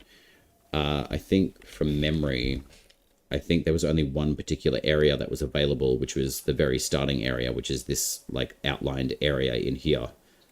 Just this area alone. So to think that they've expanded out to like this much in like 2 years is pretty phenomenal. So D, you've done a really good job. I don't know if you've ever played Warframe, but yeah, they made Warframe and now they're making Soulframe. Which is pretty awesome. Like, 2 very different games, but owned by the same company, so I think they're doing a really great job. And I've been playing Warframe for like 10 years. I still do, so I basically like multi-stream the Soulframe and Warframe as well, so yeah. Yeah, I've definitely got YouTube stuff up, so there you go. I hope that link works for you. Pretty sure it does. But yeah, I upload shorts and stuff on Soulframe all the time. Pretty much daily, to be honest. But yeah, generally, like on a lunch break, I'll like upload like 10 shorts or whatever. So I hope you find some valuable information on there. I was doing like a walkthrough series, but I stopped doing that last Preludes. Just because there was like a little bit of a stop in something. So there's been a few hot fixes recently. So I'm thinking about starting up the 3rd episode again. Of just how to get through like the earlier starting points of the game. So yeah. Oh, 1740 hours in Warframe? Dope. Yeah, I love Warframe. You could feel free to add me if you want. I do both like Soulframe and Warframe, so you don't have to worry about the hashtag and numbers or anything. That's just like a game tag for DE to track like accounts and stuff. But yeah, like this has been phenomenal. Like it's really fun. So yeah, it's been exceptional. All right, I gotta go get the banner, and then yeah, I'll probably wrap up stream. So played my fair share of it. Still, like if you want help in Warframe, dude, I've been playing it for like a decade. I know there's like an absolute butt ton of information on Warframe, but I pretty much do like live everything, so I just like the interaction and chat with people, so. But yeah, this game is like, highly recommend it. It's really fun. I love this sort of playstyle as well, so. And I like fantasy, so this nails a lot of different areas of gameplay for me. Exploration, combat, magic, the effects are insane as well, so. It's been phenomenal so far. Okay, we've got something called Butcher. I know that that's not true because there's no particular enemy called Butcher. That's going to be turned into a clip for sure.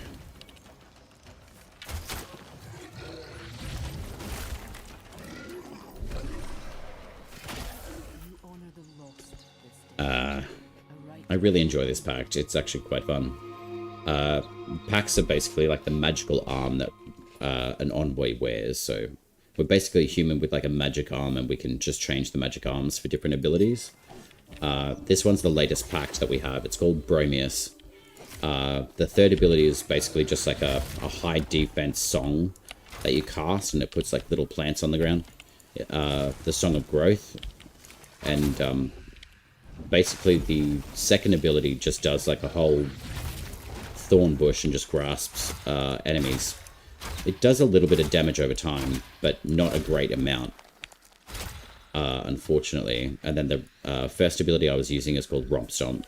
Basically just like shake your fat ass and just like dump it on someone. It's based on armor in the game, so that's why I'm wearing such a chunky armor set, because it's got some of the highest base armor stats in the game so far.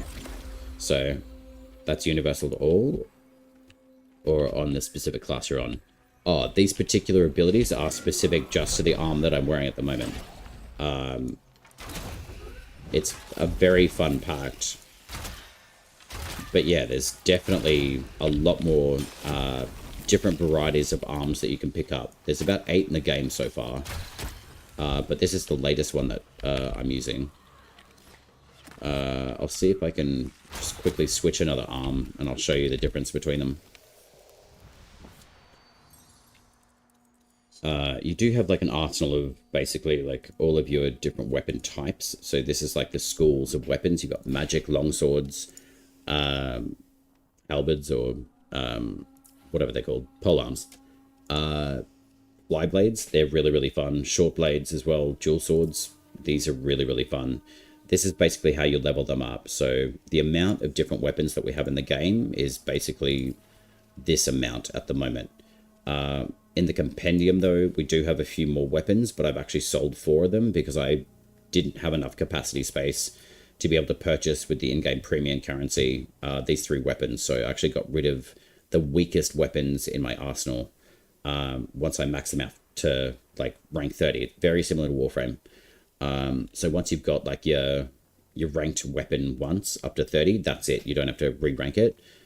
You do have the capability to reforge weapons though, which means basically if you want to, you can add something that's called like a Gildor joinery.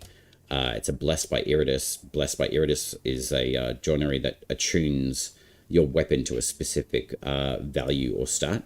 So like Warframe, you've got like range, which is grace, you've got duration, which is spirit, and then you've got strength, which is courage.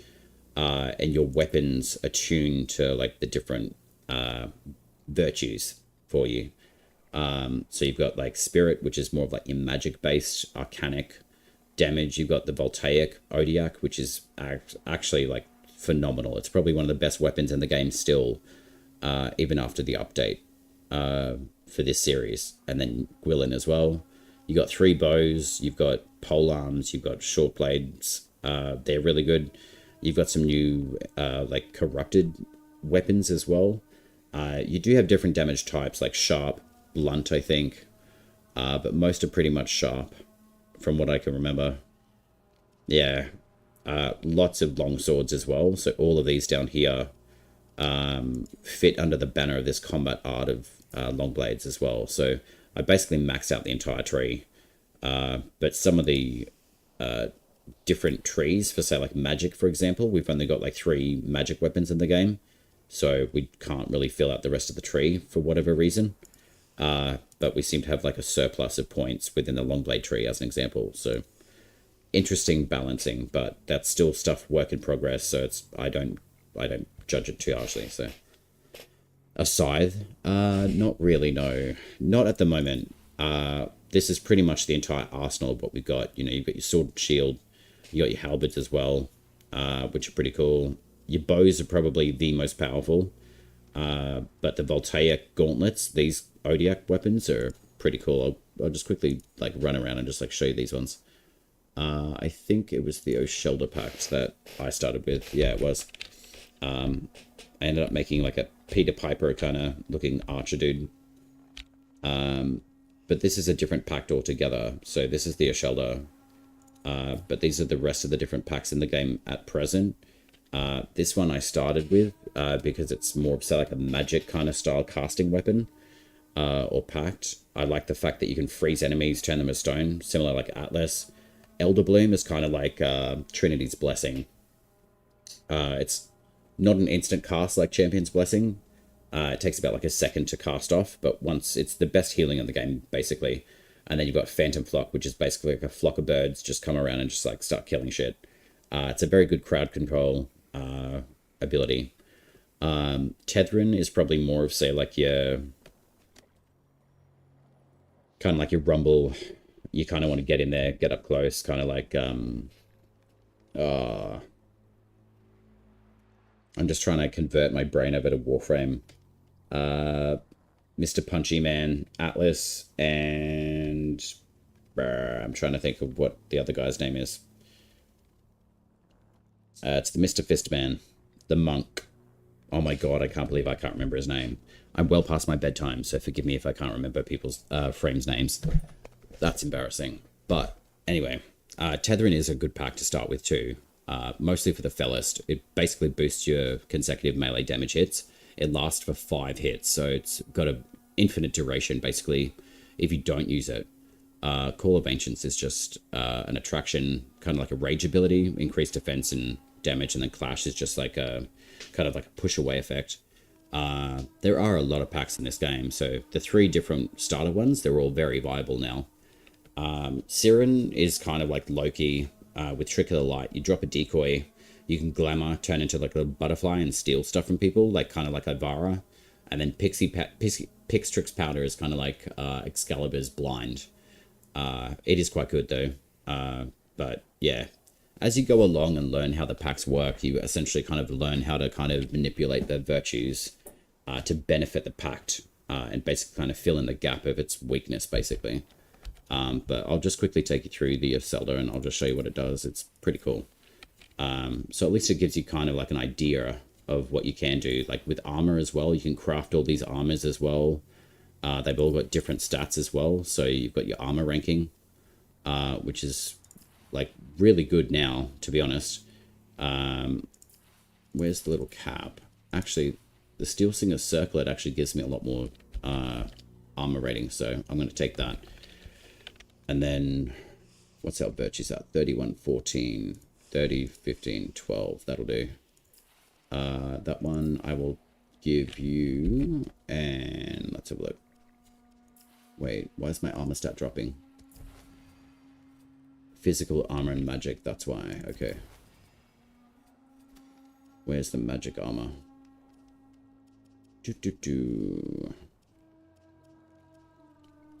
But yeah, overall, I would honestly highly recommend this game. It's phenomenal.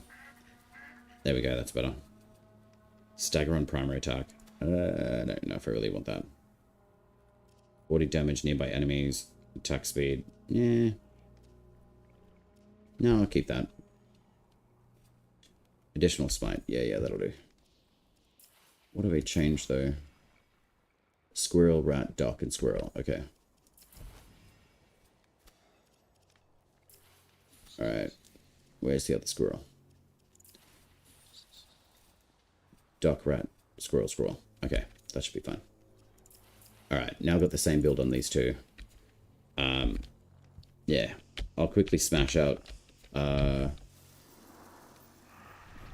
just a couple of enemies with the Odiak. They're very fun. I really like this weapon.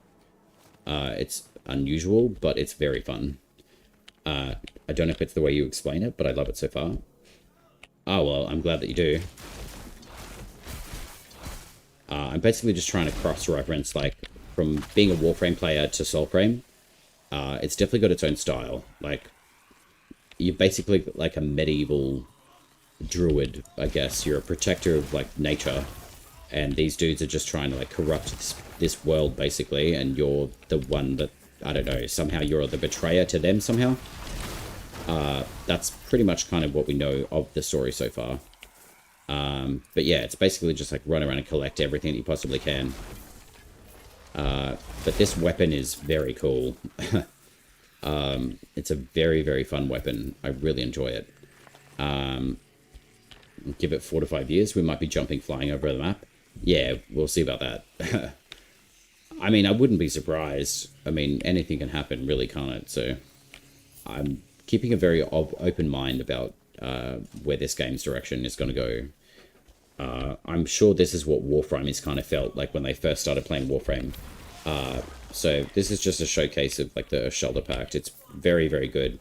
So you can basically just like turn enemies to stone. It does wear off, but because I've got like a higher duration in this spirit, it will just last. So you can basically just wait, or you can just like do a power move and just make them explode. Baruch, that's who I was thinking of before, from Warframe. So yeah, these guys are pretty low level.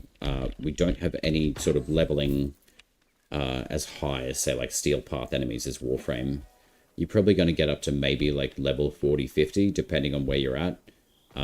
More so in like the Endless Glade. It's kind of like the Elite Sanctuary Onslaught.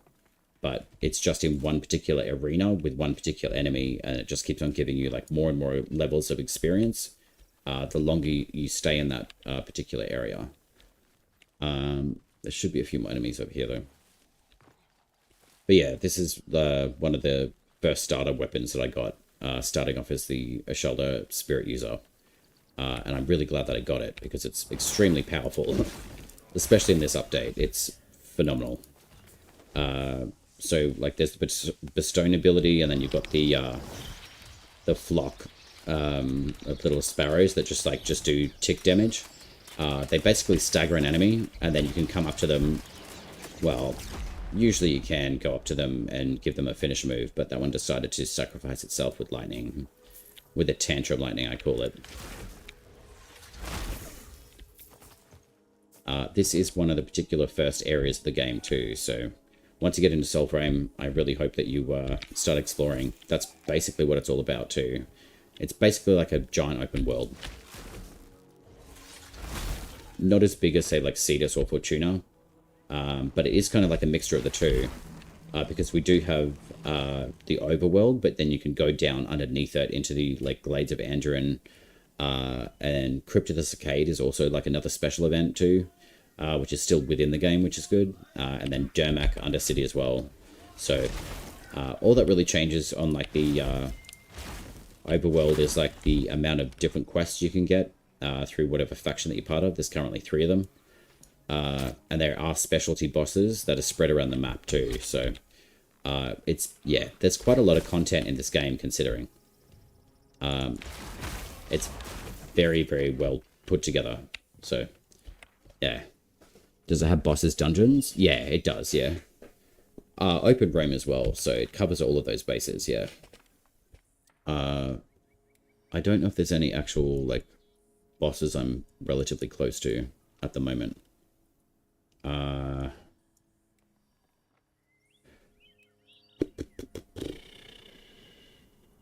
think the closest one I've got would probably be the Wazard. There is a tier 3 star mission here. So you like alert missions in a way, are like your bounties. Tier 3 or tier star 3s are probably your best for like your best rotation. It's kind of like you've got rotation A in like a mission in Warframe. This is like a C rotation mission. So you basically can just jump into that, do a few little quests, and then you finish it off. I might as well actually just do that and just show you. And then I will definitely hop off. Because I can definitely feel my brain fading. Not gonna lie on that. But I do enjoy like explaining all this sort of stuff, so... it's a really, really fun game. So yeah, it definitely covers a lot of bases, like open world, underneath, dungeons. The tile sets change within every single iteration of that tile set that you enter. You could basically like enter a dungeon, come out, go back in, and then you could basically kind of force the game a little bit to give you like the dungeon that you want. Say if like you're trying to focus farm like a specific fragment for an item from a specific enemy, which is what I was doing earlier. You could basically kind of, yeah, cheat the system in little ways like that, so which is really fun. So very similar to Warframe is like when you jump into a tile set, you can kind of force the game to do it. 4534. This is basically like a mechanic. You charm animals and they give you like a little totem. So that's what you can apply to weapons to give you, say, like attack speed or defense buff, etc. It's been really, really fun doing these, to be honest. But yeah, I'm really hoping that in future updates as well, like we get to go up until the big flying castle that's floating up in the clouds there. We have seen elements of it in the story so far, but when and how we get there, not really sure yet. Alright, sweet. We're taking on Marta. She is actually quite funny to go up against, so you get to see one of sort of like the mini bosses of the game. She's more indirect. She's probably like more of like a captain. You take care of something else, but I'll show you what happens there. Doe a deer, a female deer, Rhea drop a golden sun. We love this. You do have like quite a few different mechanics in the game too. Soul mode, it's something that you can utilize, and you can tell that it's active by getting like the spell effect from that particular pact. Every single pact has got a different like spell effect. It's basically kind of like a second sight. It kind of shows you like different little bits and pieces of special things around the planet. So like plants, they glow. You can also like sneak up on enemies if you really want to. Hopefully this guy doesn't notice me. And yeah, you get specialty moves as well, so pretty cool. But as a starter in Soulframe, I mean, I would say pick whatever pact that you feel is appropriate for you. Much like the starter warframes, you eventually start getting access to the other packs anyway. But you do get like a bonus attribute in whatever virtue that particular pact that you pick up initially is based on. So it could be spirit, courage, or grace. So I went with the Ashelda, which is this magic arm that I'm wearing. And it does give you basically the entire kit that you pick up when you first start playing as well. So this does not feel pre-upper. Nah, not at all. It's pretty phenomenal, the work that the devs have put into this. So the whole team, honestly, like they've done an incredible job. So really, really enjoying showing the love for Soulframe. It's a really good game.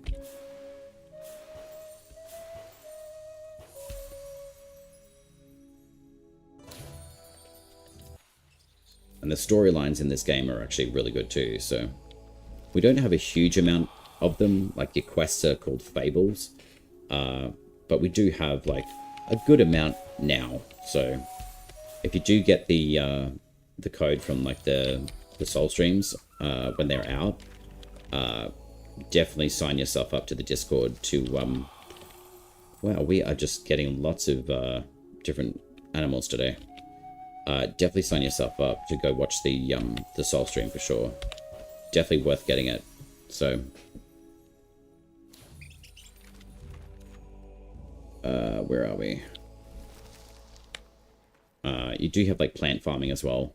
It is worth doing it. It seems, you know, a little bit laborious here and there, but it's really not that bad.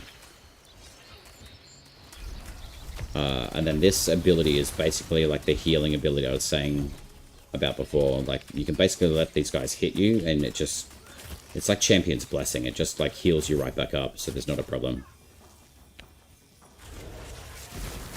And that's part of the reason why I chose this pact. It actually saved the shit out of me a million times.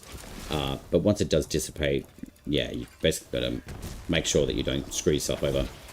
If you do get direct hits on enemies as well, you can force focus them to aim. It does do more damage, and it does last a lot longer. So your block button is really, really useful.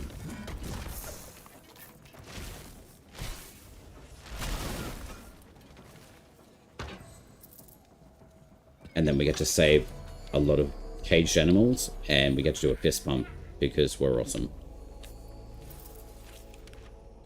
Alright, Marda. Alright, this will be fun, I think. I actually quite enjoy taking on Marda. She flies around a giant Dorito ship. If you can see it through all the the clouds, which I don't think that you can. But she should be arriving somewhere. Where is she? Oh, she's over here. My direction is really not that great. Oh, we've also got a spirit guide. Jesus. Flappy Bird, I call it. You just snap your fingers and he flies off in the completely wrong direction. The pathing for Flappy Bird is a little bit broken sometimes. But yeah, this is Marta, one of the bounty bosses, so I hope you enjoy it. Well, where's the bodies? Marta needs meat. That's the most awkward line I've ever heard from a general. She's pretty great. Well, kill the straggler. Oh, Marta's aching back.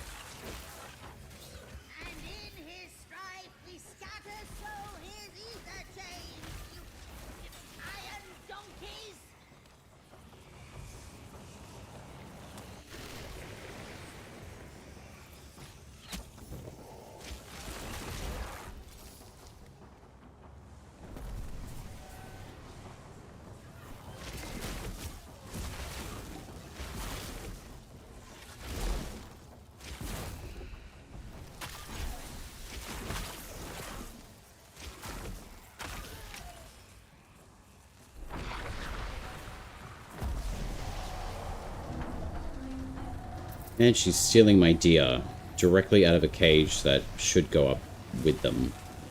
Cool.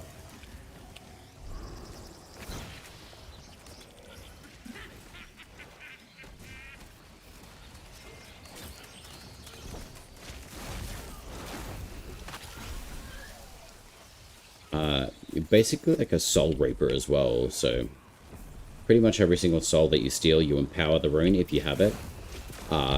And then there are mechanics that if you max out the ability for it, you can actually steal life as well. It's pretty awesome.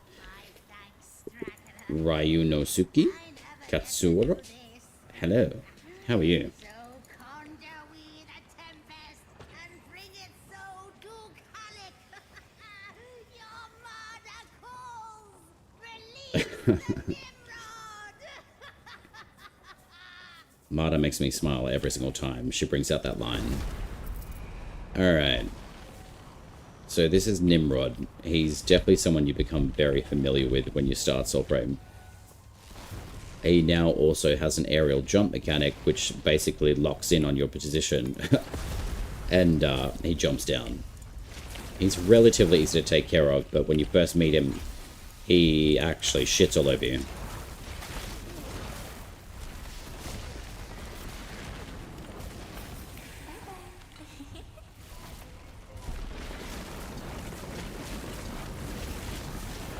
And even though his name's Nimrod, he really doesn't like voltaic damage. I didn't make that fight very long, I know that. But I just kind of wanted to show off the, I guess, like the whole synergy of the Odiak. Voltaic damage, the rune being boosted as well. So you can really pump out like a ton of damage with being an envoy. So it's pretty great. Unfortunately, you can't bullet jump, but, you know, never say never. Bye-bye now. But yeah, that's essentially like a bounty, like tier 3 in a nutshell. And you do get like completion rewards as well at the end, which is pretty great, so that's pretty awesome.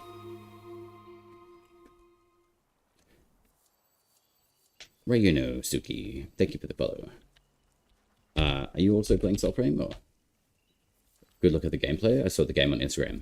No way, that's really cool. That's really cool, actually. You saw it on Instagram. Do you play Warframe as well, or?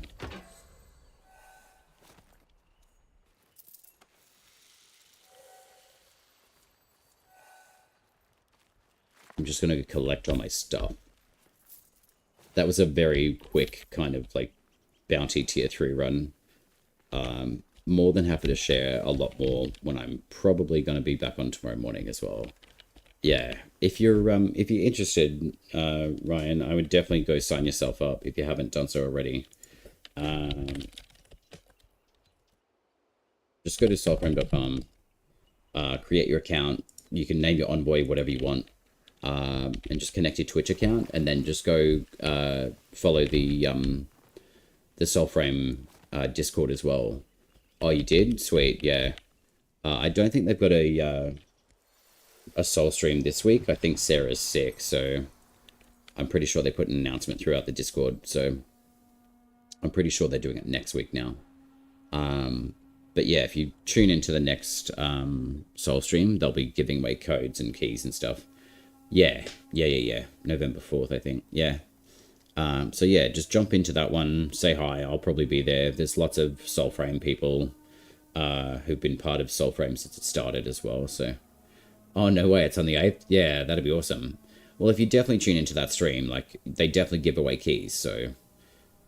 everyone who tunes in will get a key, basically. And once you sign yourself up on the website, like, if you don't get one through Twitch, I think they can do, like, a retroactive, like, email one to you as well. So, yeah. What did I think about the game? It's amazing, and I think you should play it. It's really, really good. It's definitely its own style, for sure. I love it, to be honest. It's right up my alley. It covers a lot of different bases. These are all like the magical ability packs that you can get. All different magical arms, basically. And they all have 3 different abilities. But I was just showcasing the Ashelda Pact, because it's my starter kit that I started with. And for when I started the game, this was the starter weapon, the Odiak, the lightning bolts that I was just throwing out.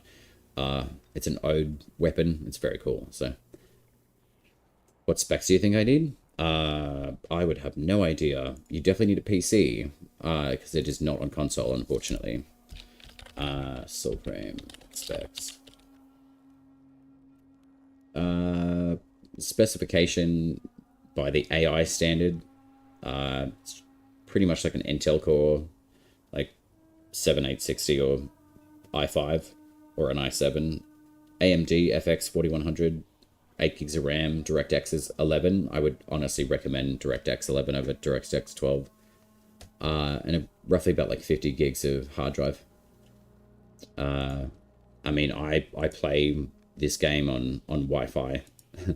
Internet connection. I'm not directly linked at all, and I stream on Wi-Fi as well, and it actually works, so it's pretty good.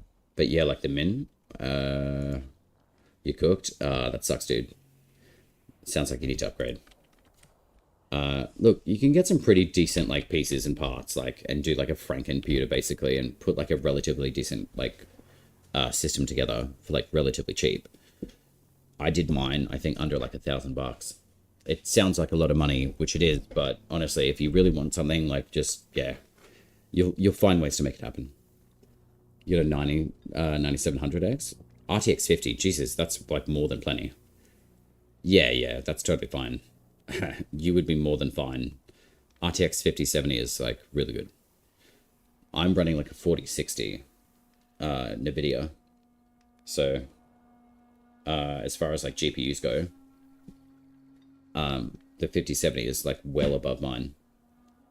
And 32 gigs of RAM, yeah. Yeah.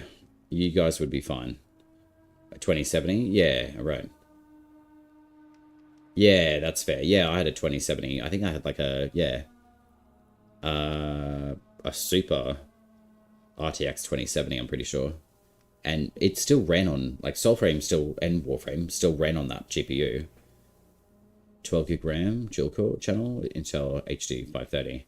Yeah, it's you can run them on, like, some pretty okay systems. Like, you don't have to have the best of the best.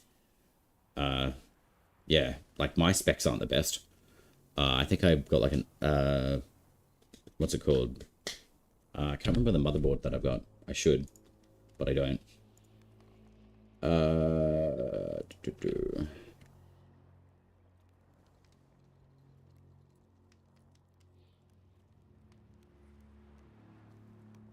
let's have a look.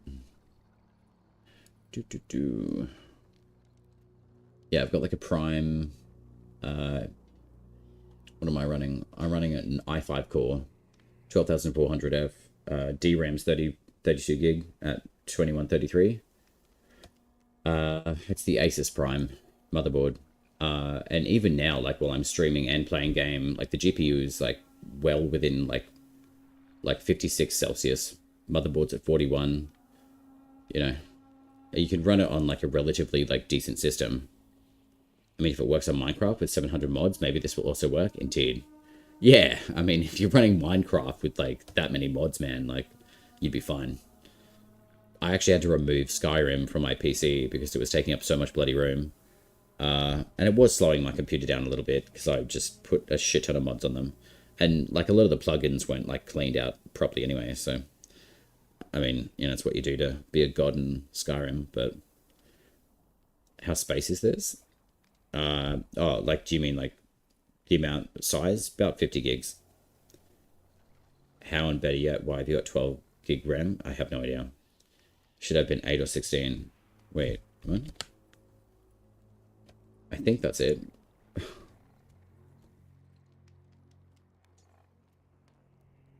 Nah. It's DRAM is like the 32 gig.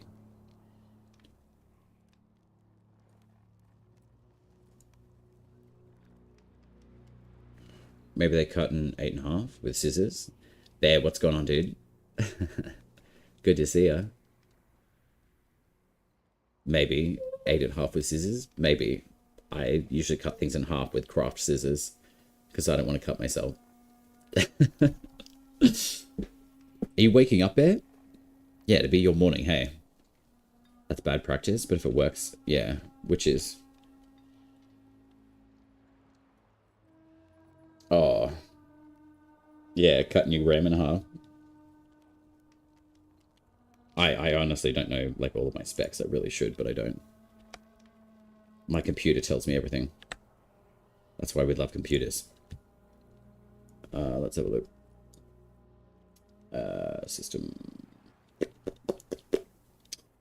Yeah, I got 32 gigs. It's 1210 Intel i5 core, 8 gig graphics, and a 1.39 terabyte of storage. What is it? NVIDIA GeForce RTX 50 at 8 gigs. Storage is really good. So yeah, I'm running like DirectX 11. Soulframe? Yeah, it's been really good. I've actually been able to... Oh, it's 11 a.m? Right. Oh, you got a bad headache? Do you drink water? That generally fixes most problems. Just drink it. Drink water. It helps. But the run in Soulframe's been really good. I found out a few things today from other Soulframers. We've been doing some testing in games, so that was really fun. Basically, I've farmed out the entire set of like all of these totems that give you different weapon classes, the different specs. I was able to farm out like some of the joineries to be able to switch out some of the stats for some of the weapons too. So attune them to a different like stat, which is like courage, which is basically your strength. What else did I do? Basically just like showcased like a few of the different weapons in game, how to activate the runes, where to get them. It's really good. Really, really good stream, to be honest. I'm actually really enjoying Soulframe, to be honest. It's really good.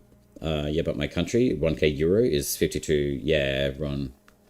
Yeah, I understand that, Ron. That is a lot of money. Especially euros, man. Yeah. I mean, euros definitely stretch a lot further than what like the dollar does here. But yeah, I definitely understand it's very expensive. Especially for PCs as well. 850 is the average salary. Wow. Yeah, okay. Yeah, 1k is it's an entire salary. Wow. Yeah. Honestly, like, I swear, salary-wise, that's extremely low. Depends on what kind of currency you're working with though, Bear. I mean, like, 1k salary here would be, like, unlivable. But even like, say like your average salary is still like very difficult to work with now because of inflation. And that, I think, spreads across the entire planet, really. Oh, yeah, from Romania. Oh, wow. Nice. Polish background. Cześć, jak się masz? I'm not sure if you speak Polish or not, but... Oh, wow, Greece. Yeah, slowly getting better, but we're still very bad. Yeah. I've got a few other Grecians who come in and hang out and chat. Dishonored's one of them. Very cool, dude. Stop breaking plates, save money. Bear, be nice. Take everything that Bear says with a grain of salt. He is a good man. And very funny. He says it how it is. Opa, yeah, exactly. Yasas. Yeah. Nah, like Bear, stream was really good, to be honest. It's been enjoyable. So, I've got to do a bit more YouTube stuff tomorrow. Pump out a few more shorts. And I'll try to cut out the swear words this time. I don't really care, to be honest. Oh, yeah, no. I know. You're not offensive. I just like giving you shit. It's great. That's what's, you know, streamer privilege. But then I'm sure you can punish me as well. It's all in good fun anyway, right? Like, that's what it's about, so. All right.